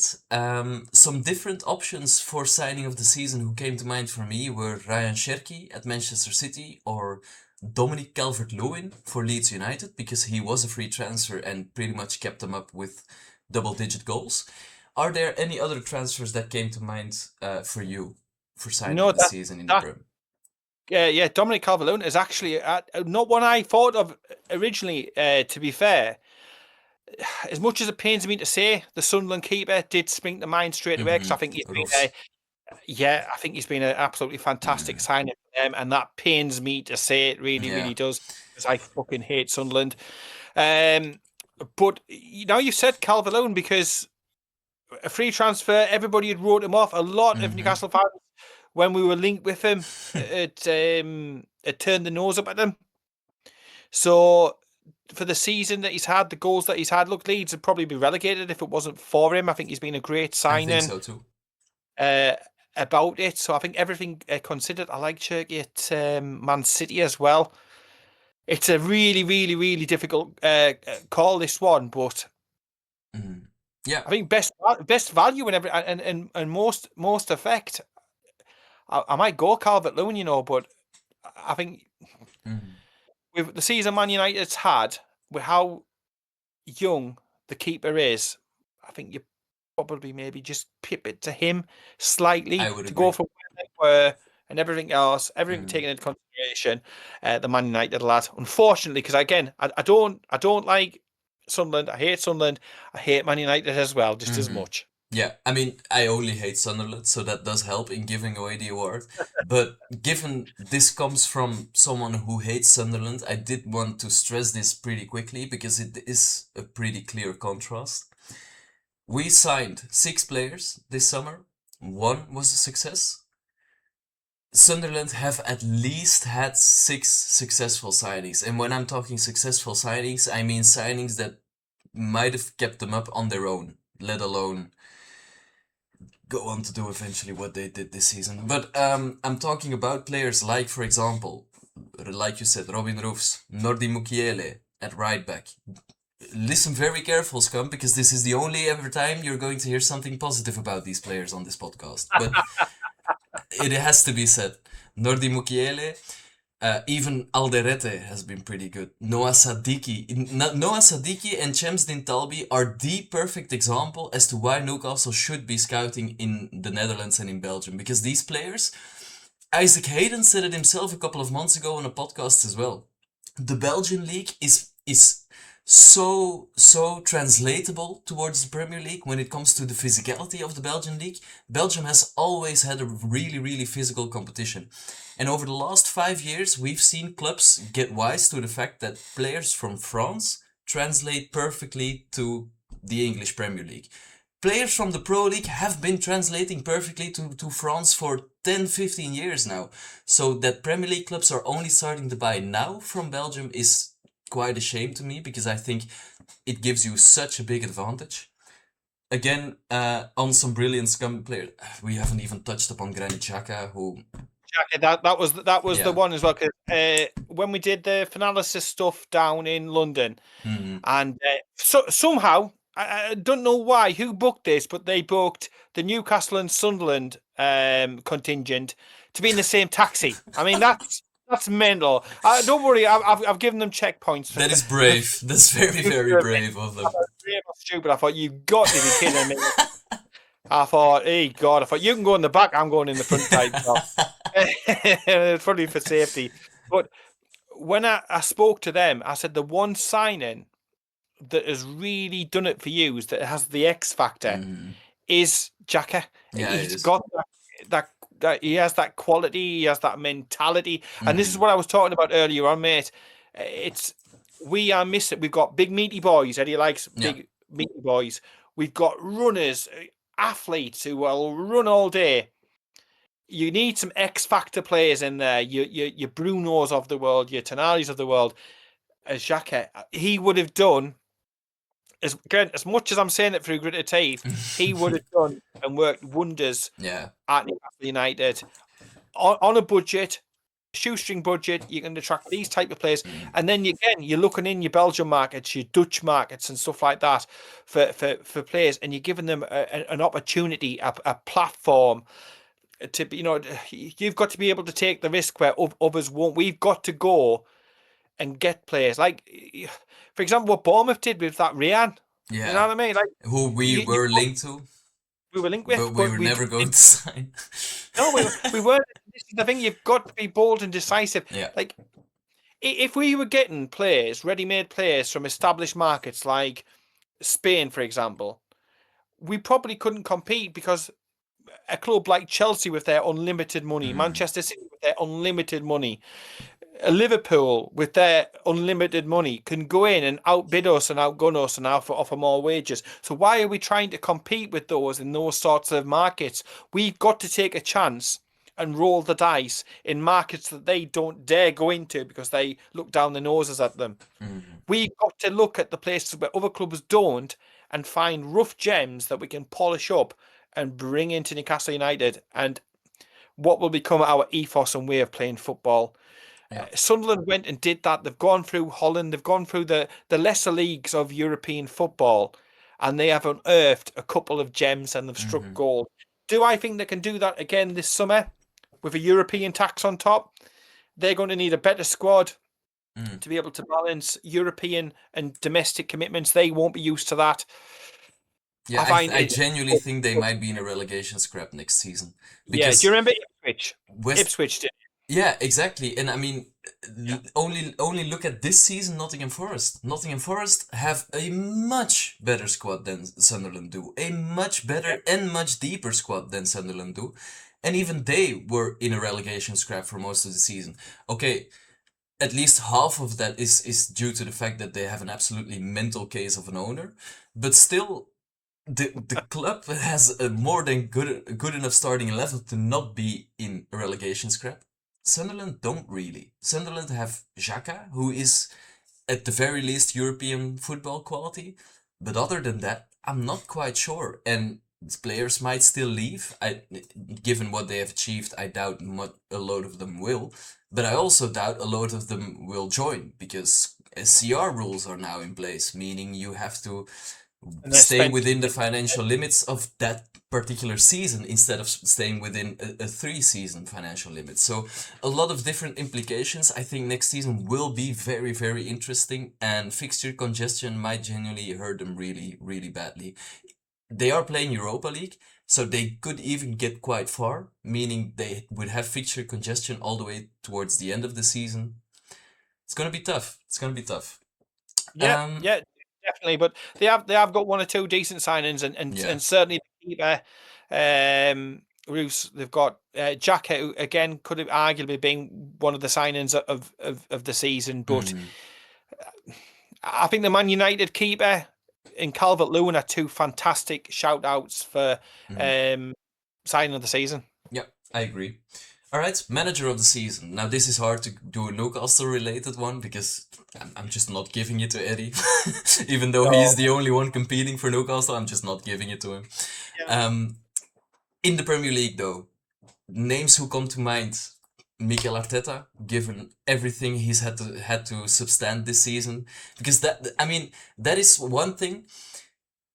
Again, I only hate Sunderland, so I don't necessarily have too much hatred towards rival teams or rival fans.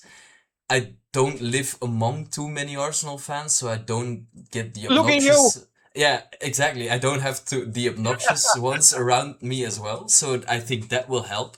But given all of the memes, given all of the abuse and the talk about Arsenal, for them to just keep their head down and finally end up winning that title, I think is really impressive on Mikel Arteta's behalf.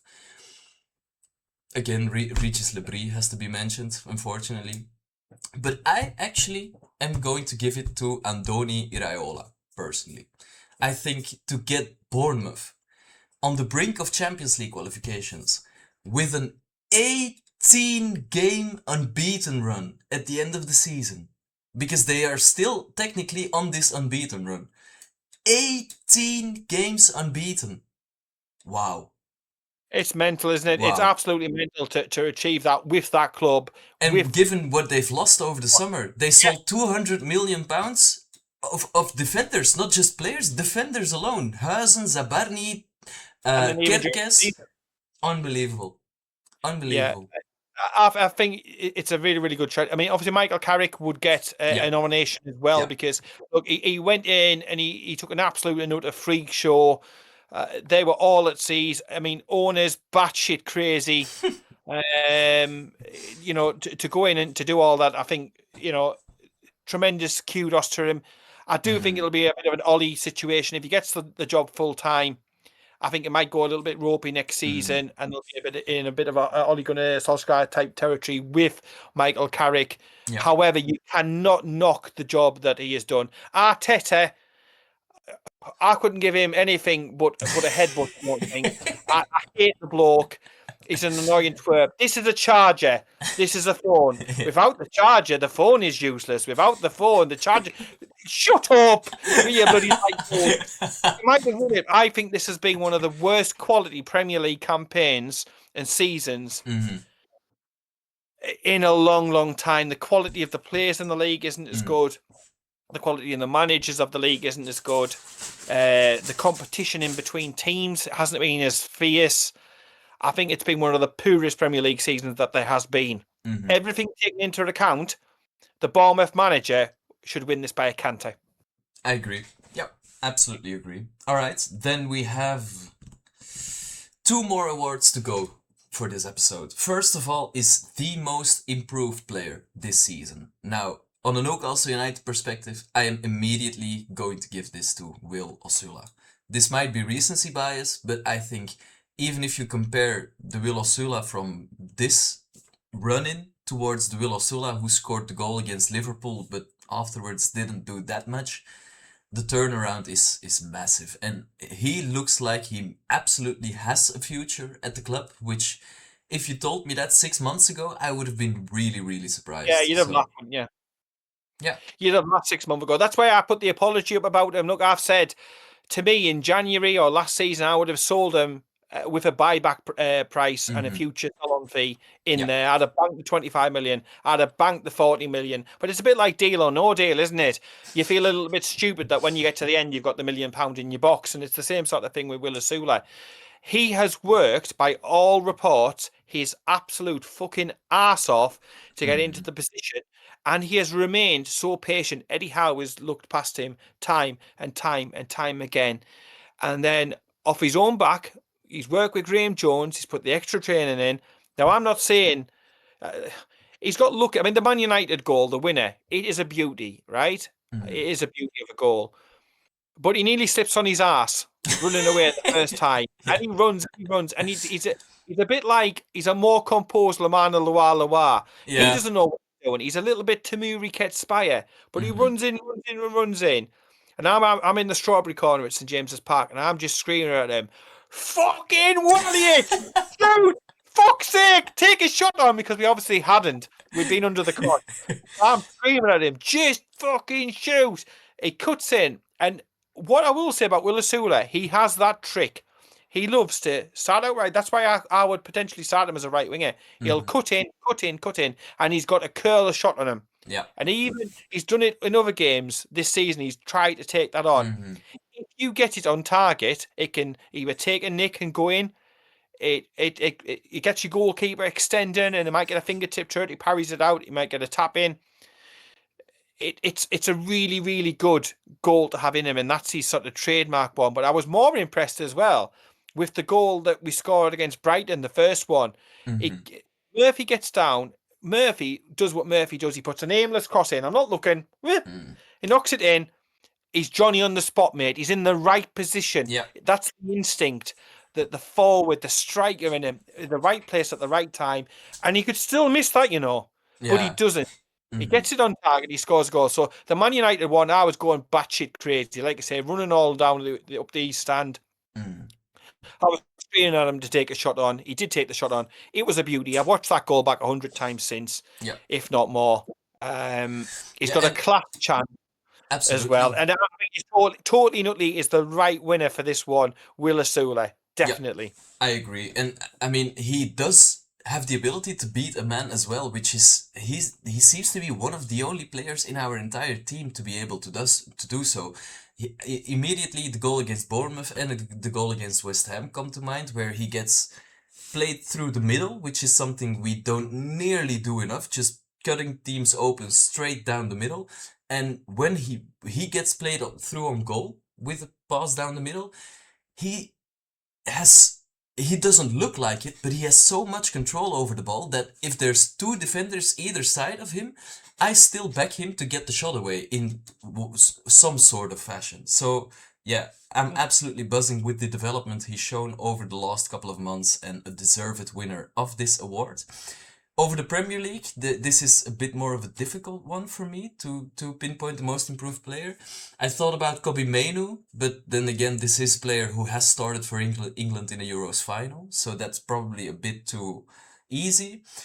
Dominic Szoboszlai, I really love him. I think he's been Liverpool's best player by a country mile this season. Probably the only Liverpool player that can actually keep his head held high after this season. Marco Senesi at Bournemouth. He didn't even start last season, given Yeah. Zabarni and Huizen, and he's been. Marco Senesi would be our most creative player. That is the insane levels he's shown this season. He doesn't just provide long passes, he creates chances with punching balls through the lines. That is so unique, so dangerous for such a dangerous skill set for the central defender to have. The reports are that Tottenham have already agreed a deal to sign him on a permanent transfer. I cannot There's a shot. understand how that's happened. He genuinely should go to Barca or Real. I genuinely believe that. So he is my most improved player. Yeah, I would say actually, considering if you're looking from elsewhere, Mm, it would have to be him, wouldn't it? It would yeah. have to be him. Obviously, we were linked with him, a whole host of Premier Mm, League clubs linked with him. Would you go to Spurs? Spurs is a bit of a graveyard, isn't it? yeah, I completely don't understand why he's going there. Absolutely It's not. a bit of a strange one when you can have your pick. Maybe it's the stadium. I don't know. I Probably. really. And But even now, you're not even sure if Van de Ven is leaving, so you're going there to become a backup behind Van de Ven or Van de Ven to become a left back. Very, very strange recruitment. But yeah, I would give it to Senesi. And then there is the last reward, which is the surprise package of the season. And this is the one where I was genuinely just going to talk again about Louis Miley. Now, the reason I wanted to include Louis Miley in this discussion is at the beginning of the season, I was a bit worried about him. We've had a season of not seeing too much football of him due to injuries and due to other midfielders being ahead of him in the pecking order. And this was after a season in which he started 5 out of 6 Champions League or group stage games, because that was back when it was the groups. So I was a bit worried about his ceiling. I thought, is Louis Miley actually an exciting prospect, or are we just excited about him because he's a Geordie lad coming through the academy? But he's proven every single doubt I had about this wrong, or about him wrong this season. He is, like we said, so unbelievably tidy on the ball, makes all the right decisions, has the physical attributes to fill in and the intelligence to fill in both in midfield spots and in right back slots. So yeah, I'm buzzing with the development he's had, and I'm actually genuinely the most surprised out of any Newcastle United player to see his performances this year. yeah, and not just that, but he's gone from midfielder to a midfielder who's a very capable fullback as Mm-hmm. well. Yeah. So, you add that extra string to the bow and definitely. And just to prove that, it's like the old adage about Fabian Schär. Everybody needs a Fabian Schär. You get one Miley coming along, and now his brother as well has been Mm, training with the first team. So it could be that within a short I'd love period of that. time, we'll have double Jamie Miley. Miley is his brother, right? Yeah. So we've had there's Mason, isn't there? Mm. There's Jamie. And now there's Louis. Yeah. So, to be honest, it's like it would be fantastic, but we've struck gold with this one. Mm. Absolutely, and utterly struck gold because the thing is, even when Tino Livramento's been out and he's been playing there, the greatest compliment is that you can. There's no worry, is there? There's no Yeah, worry. He's very absolutely. capable. He'll get back. He'll put a tackle in. He's very intelligent. He only got told, I think, the first time that he was playing there, he got told like less than a day before Mm. you won't be playing right back. Now we've talked about square pegs and round holes and it not working all season. And he's been asked as a square peg to go in a round hole, and he's just gone, you know what? Yes, okay, I'll do it Yeah. for you, boss.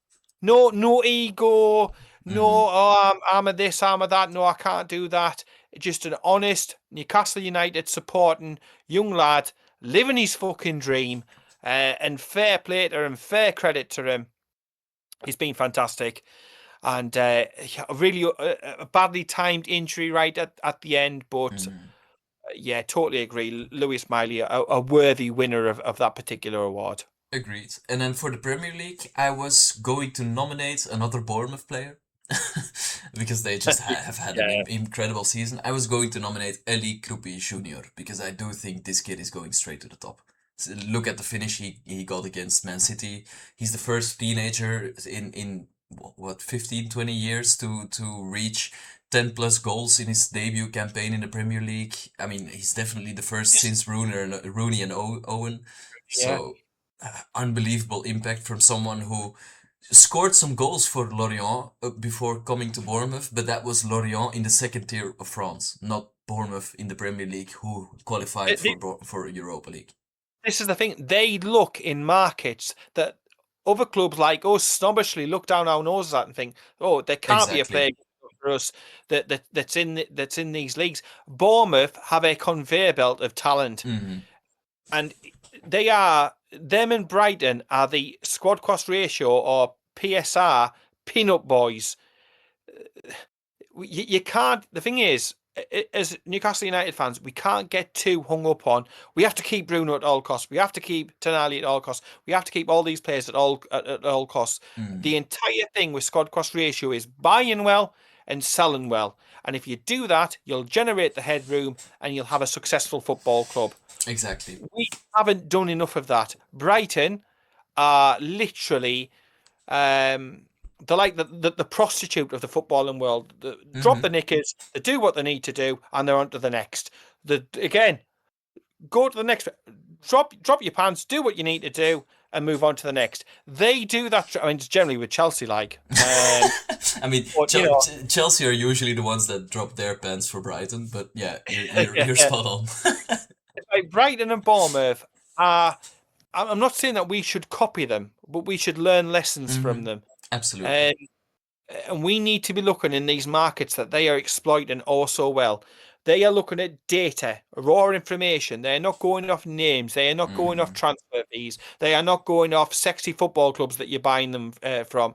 Look, if we could afford to buy, if there wasn't any of this squad cost ratio or FFP shit, like when Man City won the lottery, if we'd won the lottery in the same way with no controls, we could go to Real Madrid, to Barcelona, to Bayern Munich, to all of these clubs Mm. and hoover up the best talent and do what Man City done. Yeah. Take the shortcut. We cannot do that. The ownership can't. They are investing the maximum amount of money that they can. Yes, they're not working smartly enough for me. They're not working quickly enough, but they are investing the Hmm. money. There's no doubt about it. There's no hiding from that. Yeah. We've got to use that money and use it much more smartly and copy the Brighton model and copy the Bournemouth model. And they are getting success far greater than what the stature of their club should be. Brighton is not a hotbed of UK football, never has, never will be, but they are doing something right.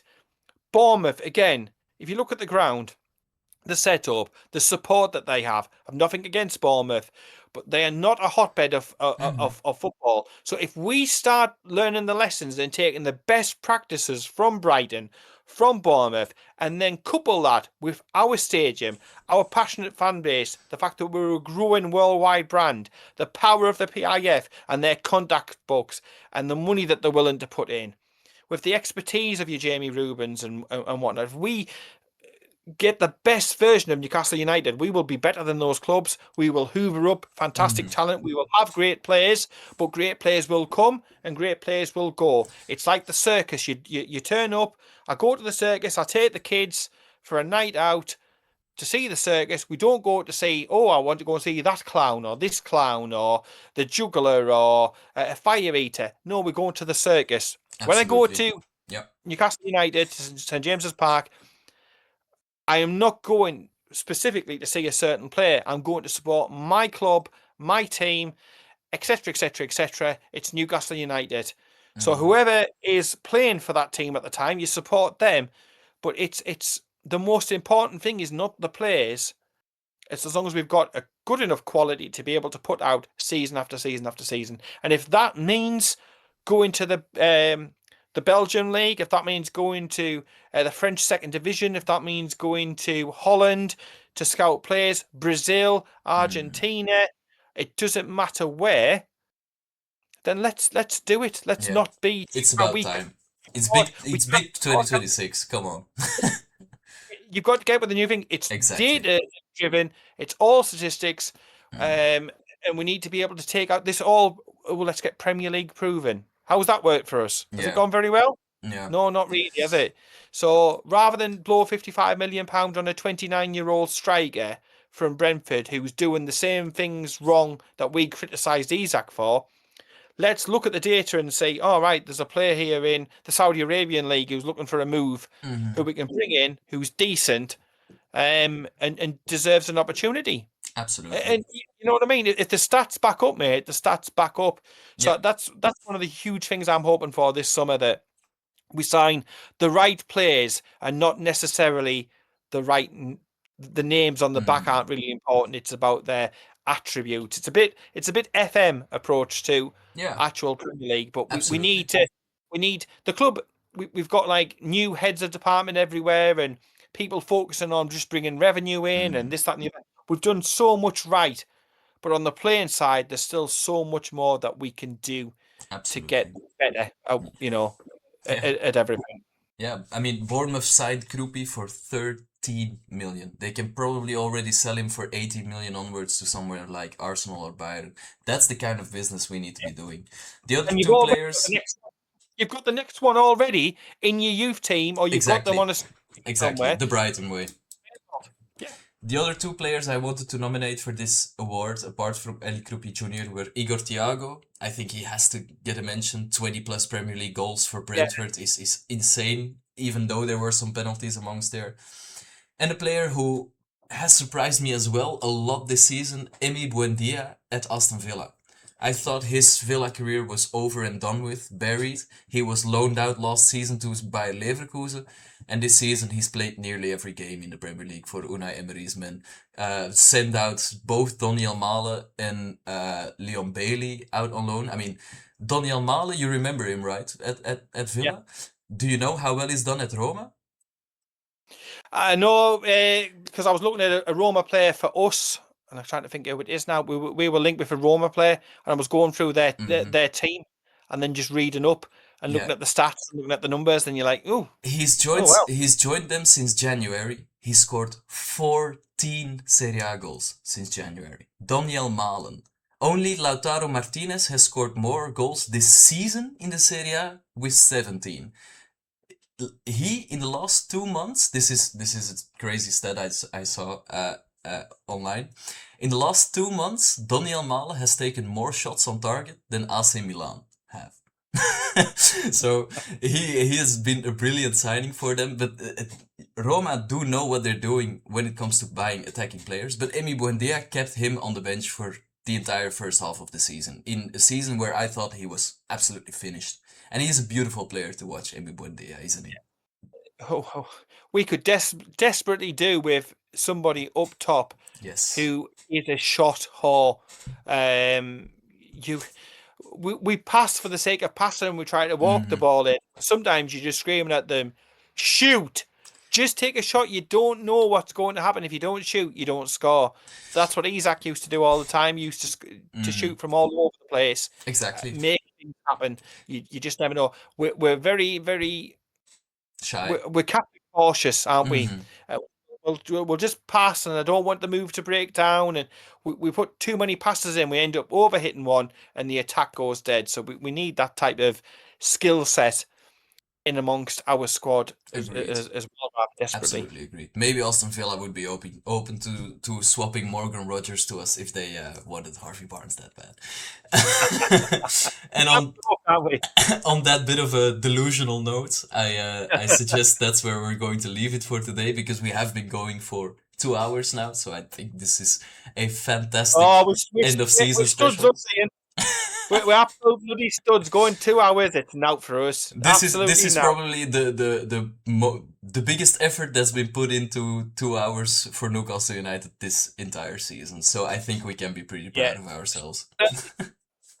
yesterday, because to be honest, I think apart from Asuli yesterday, I would have been checking the pulses walking off just to Mm, make sure that there was, yeah.